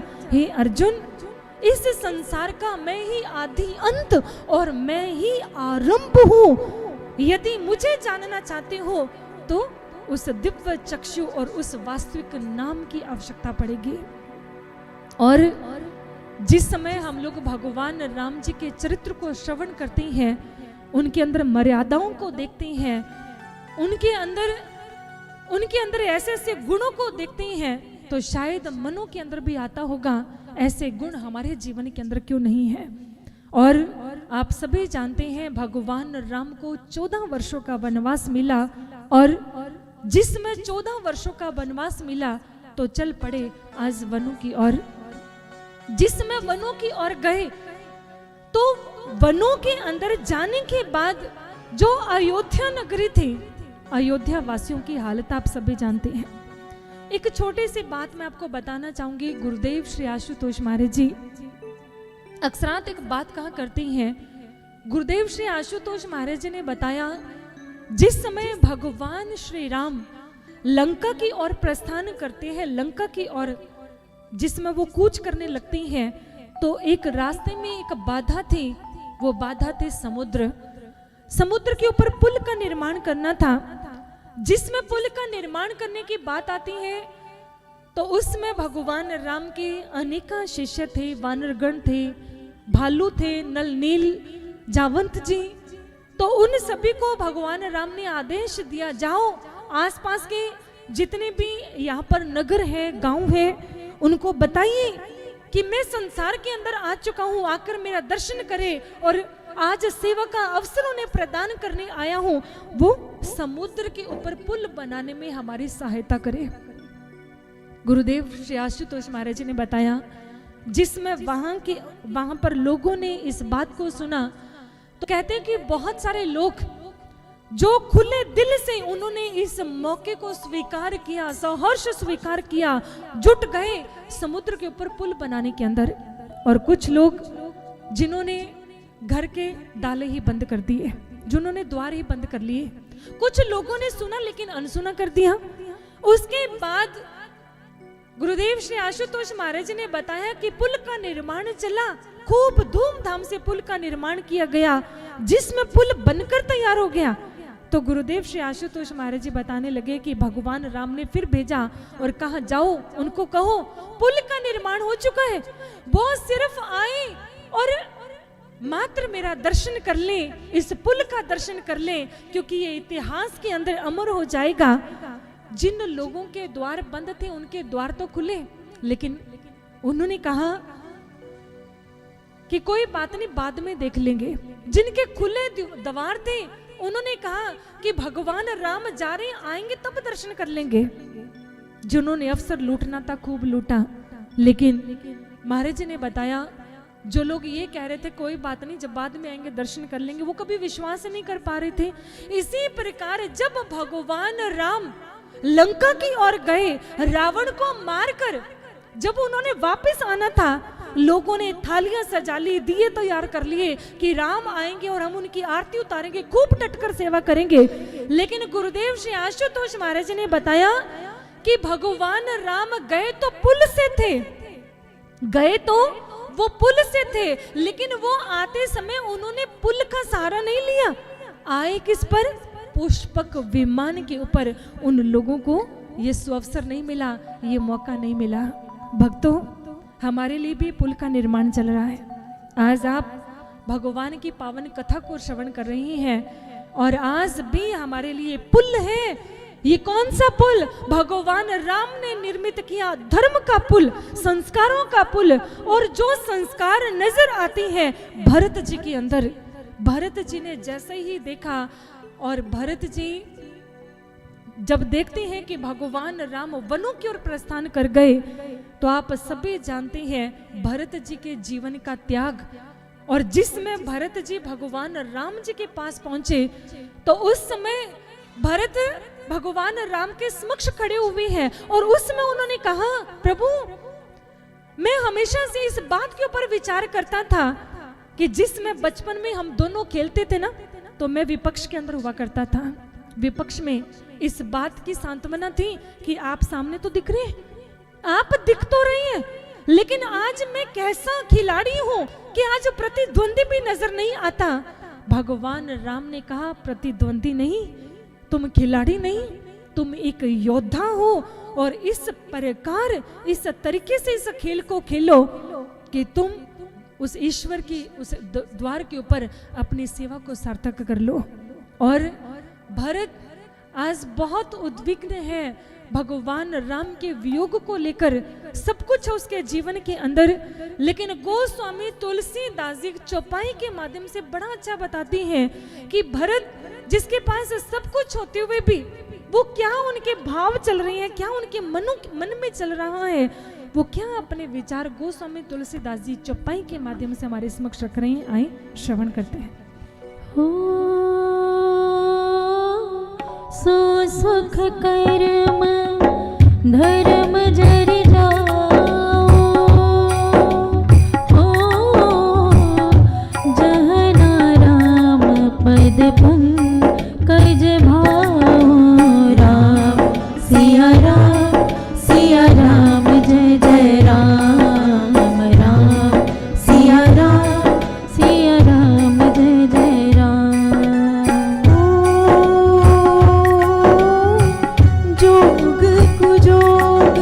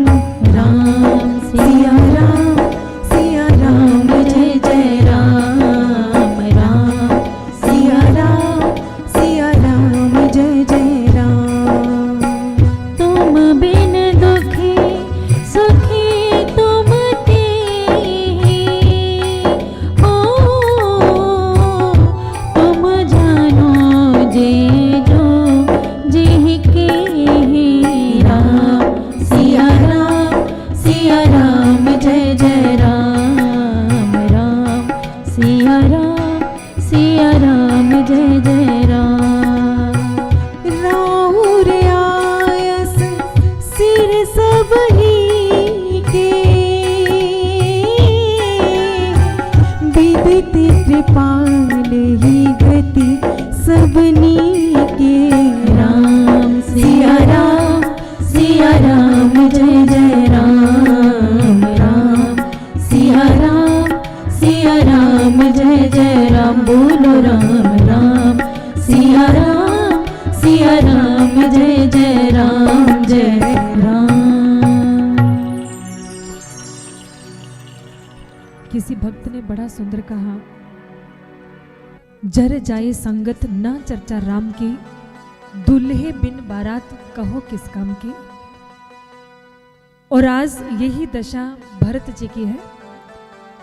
भरत जी जो ही अपने भावों में रख रहे हैं कि प्रभु आपके बिना, आपके दर्शनों के बिना मेरे लिए कुछ भी सार्थक नहीं है। मैं केवल और केवल मात्र आपका दर्शन चाहता हूं, आपका प्रेम चाहता हूं, आपका वात्सल्य चाहता हूं।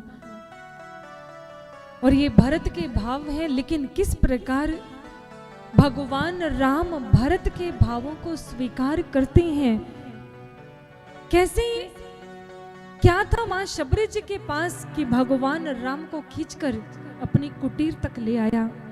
ऐसे बहुत सारे विचारों को आगामी दिन के अंदर श्रवण करेंगे। और आगे समय इजाजत नहीं दे रहा कि आपको और आगे तक हम लेकर चलें।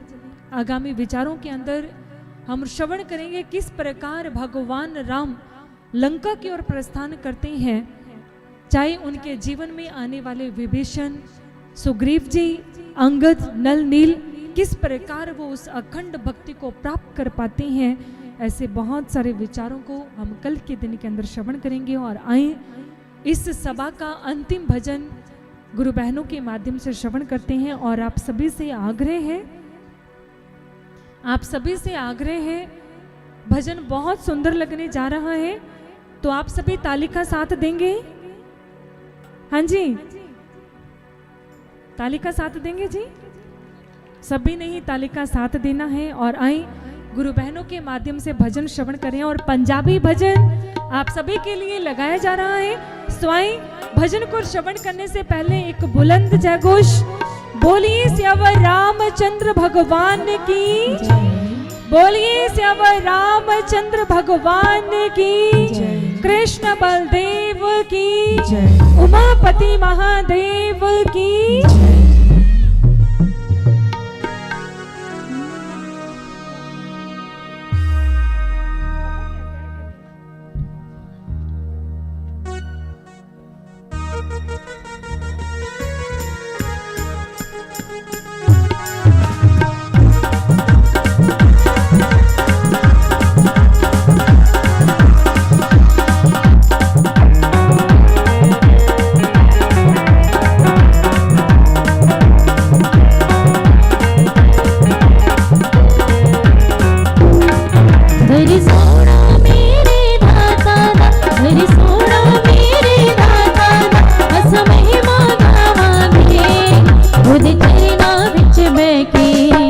सब खुशियां पावांगे, चरणा विच बैठे सब खुशियां पावांगे।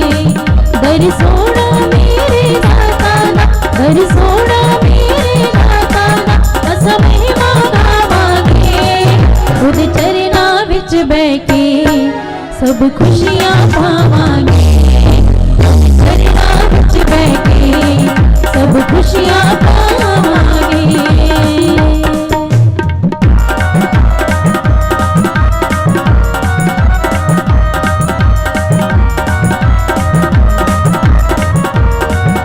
दोनों हाथ ऊपर सभी के।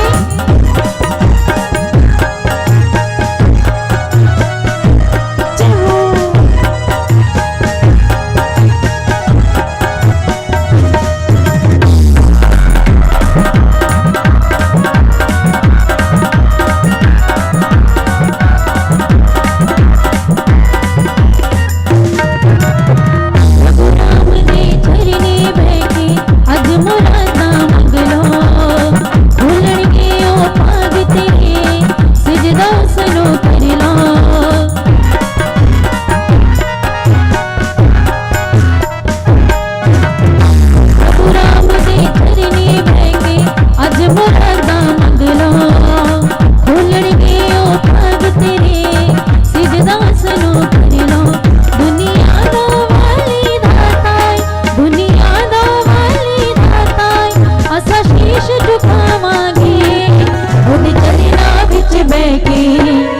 सब खुशियाँ पावांगे, चरना विच बैठे सब खुशियाँ पावांगे।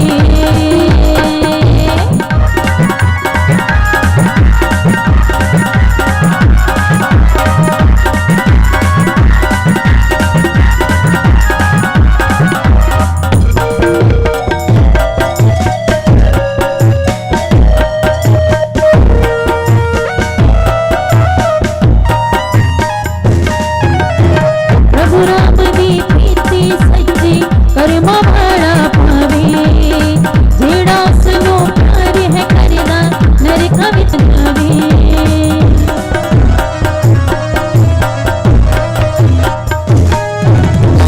प्रभु राम दी प्रीति सच्ची कर्मा वाला पावे, जेड़ा उसनो प्यार है करदा नरक विच ना जावे।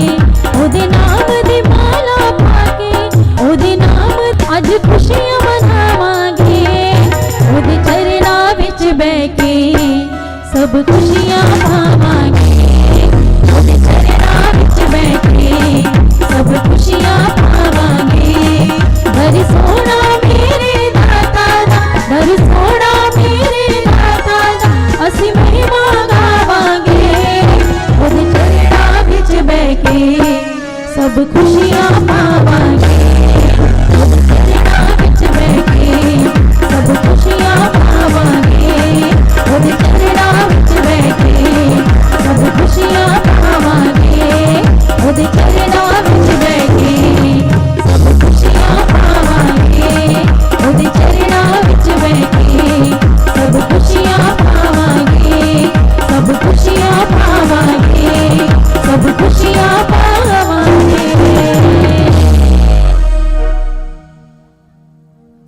सो बोलिए सियावर रामचंद्र भगवान की जय। सच्चे दरबार की जय। सो आज के इस प्रोग्राम को यहीं पर स्थगित करेंगे। अंत में प्रभु की पावन आरती होगी, लेकिन उससे पहले एक सूचना है। आप जितने भी इस प्रांगण के अंदर भक्त लोग बैठे हुए हैं, आप सभी से एक प्रार्थना है, जो लोग आज इस प्रांगण के अंदर प्रभु की पावन कथा को श्रवण करने हेतु यहाँ उपस्थित नहीं हुए, आप कल उन्हें लेकर आएंगे, क्योंकि एक व्यक्ति को ईश्वर की महिमा के साथ जोड़ देना बहुत पुण्य का काम है।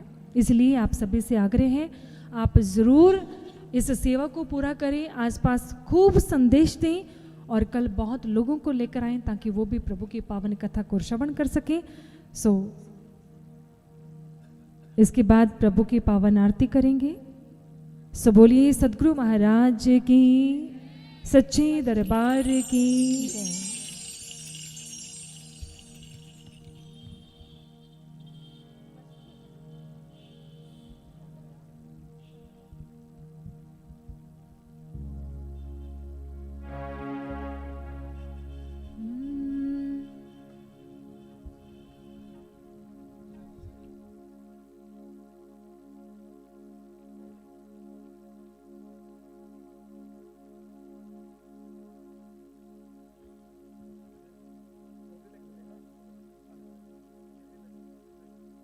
हले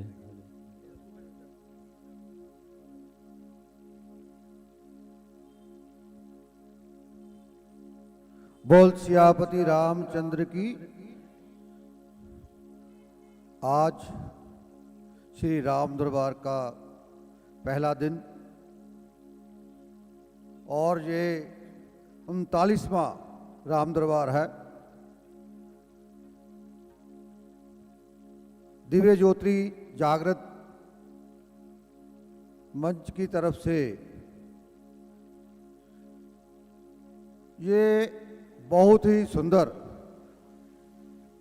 राम कथा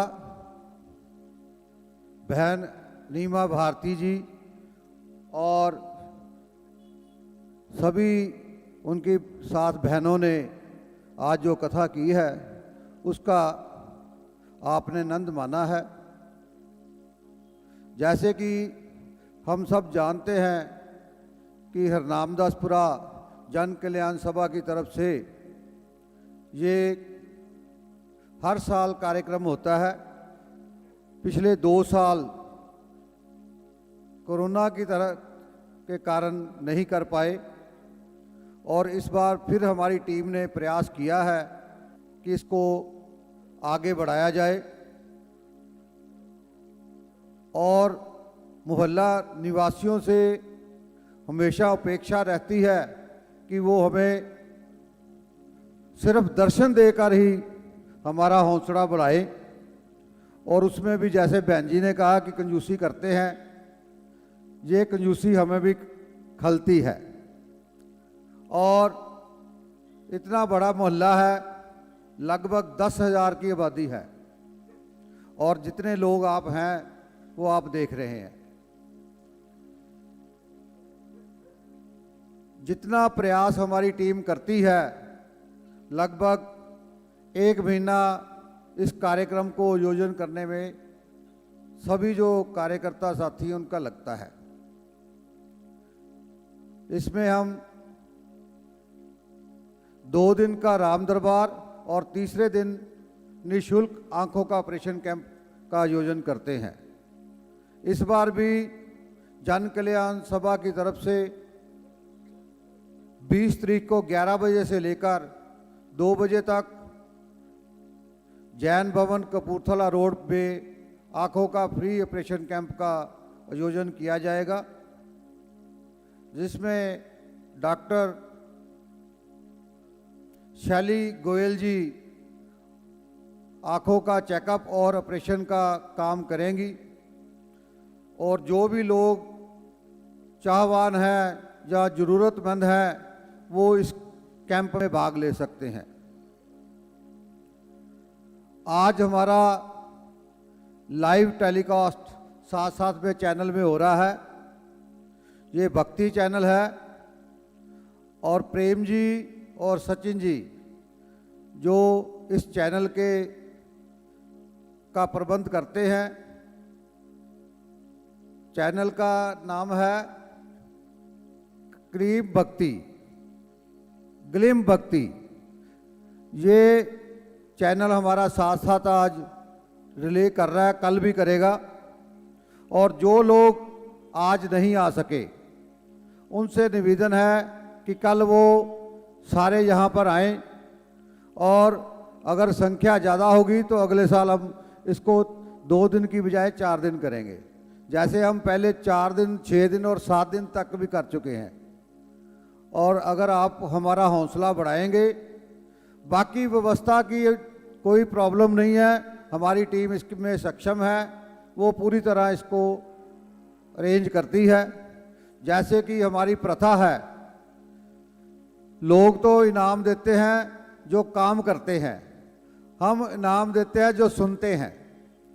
और हर साल हम 4 कूपन निकालते हैं और जो सुनने आता है उनको हम इनाम देकर भेजते हैं और 4 कूपन हम आज निकालेंगे और जो सबके पास कूपन है वो अपना अपना कूपन निकाल लें। जिसका भी कूपन आज निकलेगा उसको हम आज भी और कल भी आज 4 कूपन है, कल 6 कूपन निकालेंगे और जिसका भी कूपन निकलेगा उसको इनाम देकर भेजेंगे। मैं अब हमारे चाचा जी श्रीचंद जी, उनका आज जन्मदिन है, उनसे निवेदन करूंगा चाचा जी को जिनका आज जन्मदिन भी है कि पहला कूपन वो निकालें।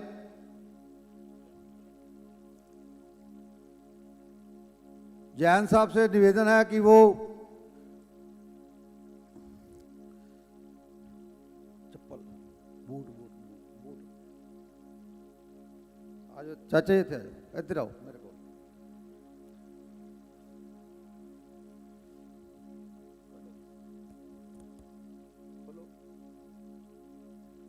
लकी कूपन है 643 जिसके पास 643 नंबर है वो आ जाए।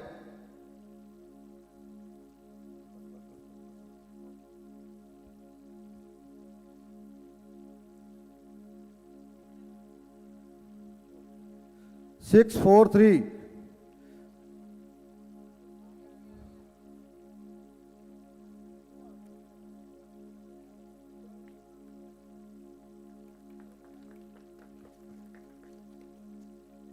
चाचा जी आओ ना, आ जाओ आ जाओ,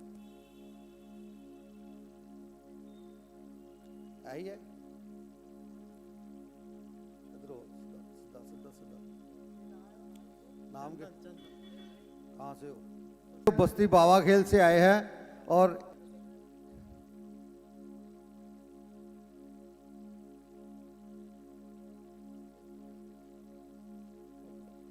ठीक है जी, चलो इधर टीवी च भी दिखाएगा,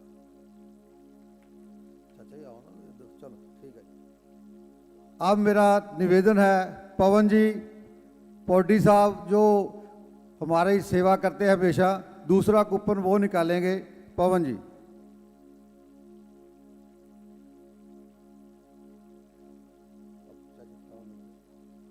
आओ जी पवन जी, इधर सामने देखो चैनल पे।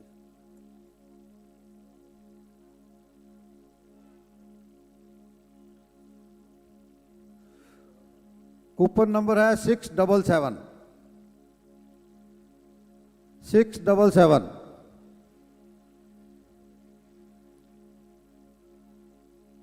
जिसके पास 677 है वो लेके आए, 677 है कोई, या लेके घर चला गया?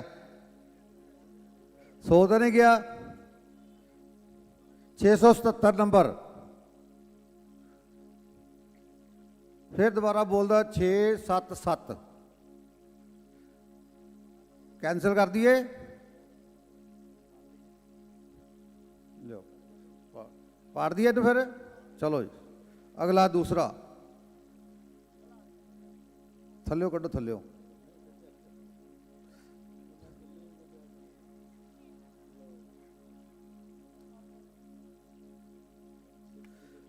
602 तेरा, आ जा भी आ जा, तालियां भाई, ये सेवा भी कर रहा सवेर की। इधर सामने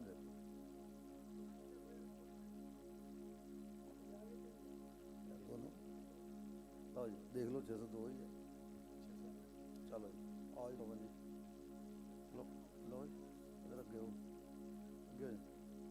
नाम नाम कितने? दीपक भी बस्ती बावा खेल तो।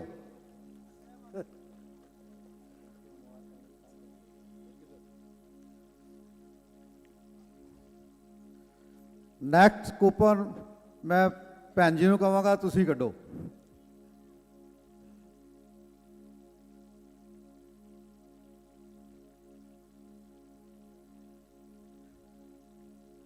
छः 615 नंबर, 615 नंबर,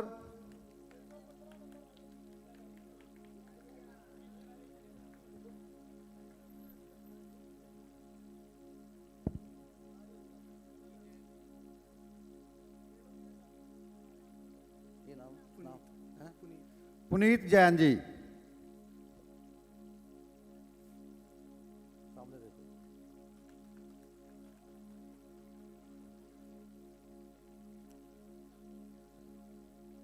अगला कूपन मैं कहांगा सचिन जी नूं, आओ तो अगला कूपन कड्डो।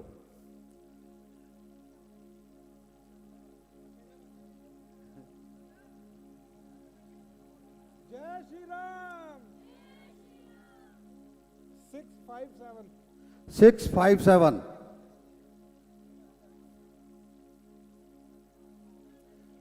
657। चलो जी आ जाओ, ले भाई नहीं देना तू है, तू कटना है, आ जाओ इधर आओ, क्या हो गए जाओ दिखाओ नंबर, चलो जी सामने वाल देखो जी।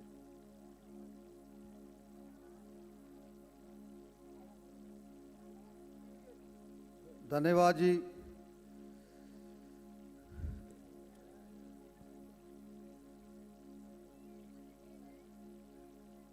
हाँ जी, नाम की जरूरत नहीं, सारिਆਂ ਨੂੰ पता है। ਹੁਣ मैं निवेदन करांगा ਆਰਤੀ ਦਾ ਆਯੋਜਨ ਹੋਏਗਾ ਤੇ ਮੈਂ ਬੇਨਤੀ ਕਰਾਂਗਾ ਭੈਣਾਂ ਨੂੰ ਵੀ ਉਹ ਆਉਣ ਤੇ ਅੱਜ ਆਰਤੀ ਅੱਗੇ ਕਰਨ। ਠੀਕ ਹੈ।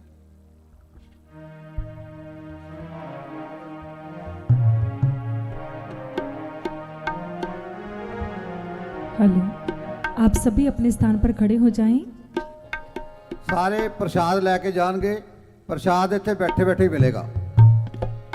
सभी अपने स्थान पर खड़े हो जाएं और सभी ने ही आगे आकर प्रभु की पावन आरती करनी है।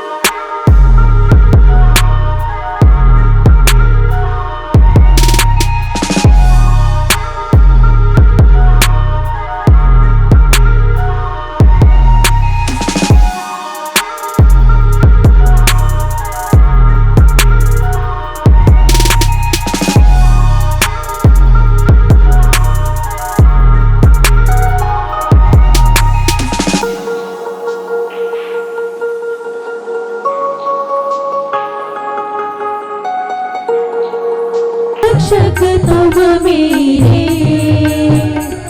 अपने हाथ उठाओ, अपनी शरण लगाओ, द्वार पड़ा मैं तेरे। हरि ओम जय जगदीश हरे, विषय विकार मिटाओ, पाप हरो देवा, स्वामी कष्ट हरो देवा। श्रद्धा भक्ति बढ़ाओ, श्रद्धा प्रेम बढ़ाओ, संतन की सेवा। हरि ओम जय जगदीश हरे, तन मन धन सब तेरा, स्वामी सब कुछ है तेरा, स्वामी सब कुछ है तेरा। तेरा तुझको अर्पण, प्रभु का प्रभु को समर्पण, क्या लागे हरिओम जय जगदीश हरे। श्याम सुंदर जी की आरती जो कोई नर गावे, आज प्रेम सहित गावे। कहत शिवानंद स्वामी, कहत हरिहर स्वामी, मन वांछित फल पावे। हरिओम जय जगदीश हरे। हरिओम जय जगदीश हरे। स्वामी जय जगदीश हरे। भक्त जनों के संकट, दास जनों के अवगुण, बंसी वाला दूर करे।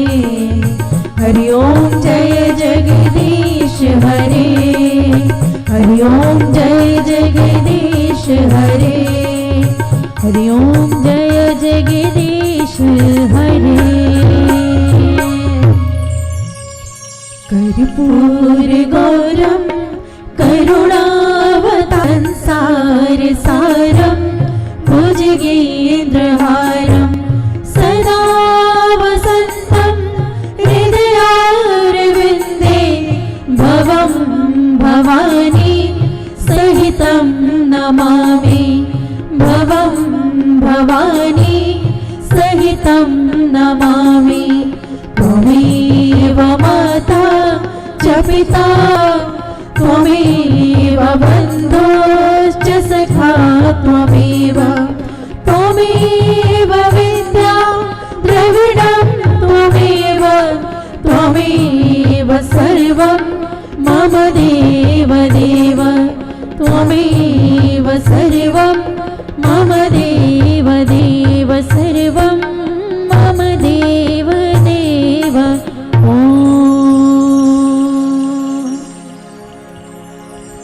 धर्म की जय हो, अधर्म का नाश हो, प्राणियों में सद्भावना हो, विश्व का कल्याण हो। सत्य सनातन धर्म की जय, गौ माता की जय, भारत माता की जय, आदि शक्ति माँ भवानी की जय। जयकारे वीर बजरंगी। हर हर महादेव। जयकारे वीर बजरंगी। हर हर महादेव। जयकारे वीर बजरंगी। हर हर महादेव। हर हर महादेव। हर हर हर महादेव। हर महादेव। हर हर महादेव। उम्मीद करते हैं कि कल भी आप सभी भक्तजन समय पर पहुंचेंगे। कल द्वितीय एवं अंतिम दिवस है श्री राम दरबार का। और एक मैं जोशी जी के आगे एक निवेदन करना चाहूँगी कि आज काफ़ी हमारे भाई बहन जो इस पंडाल में उपस्थित थे तो सभी ने शूज़ जैसे पहने हुए थे, तो कोई भी जूते कृपया पहनकर कल जो है पंडाल में कृपया ना आएँ। जोशी जी इसकी ज़रूर व्यवस्था करवा दें, ये निवेदन है। क्योंकि अगर प्रभु श्री राम मर्यादा पुरुषोत्तम हैं तो थोड़ी सी हम भी मर्यादा सीखें, इसलिए कृपया इस चीज़ का ज़रूर ध्यान रखें और हम बड़े करें।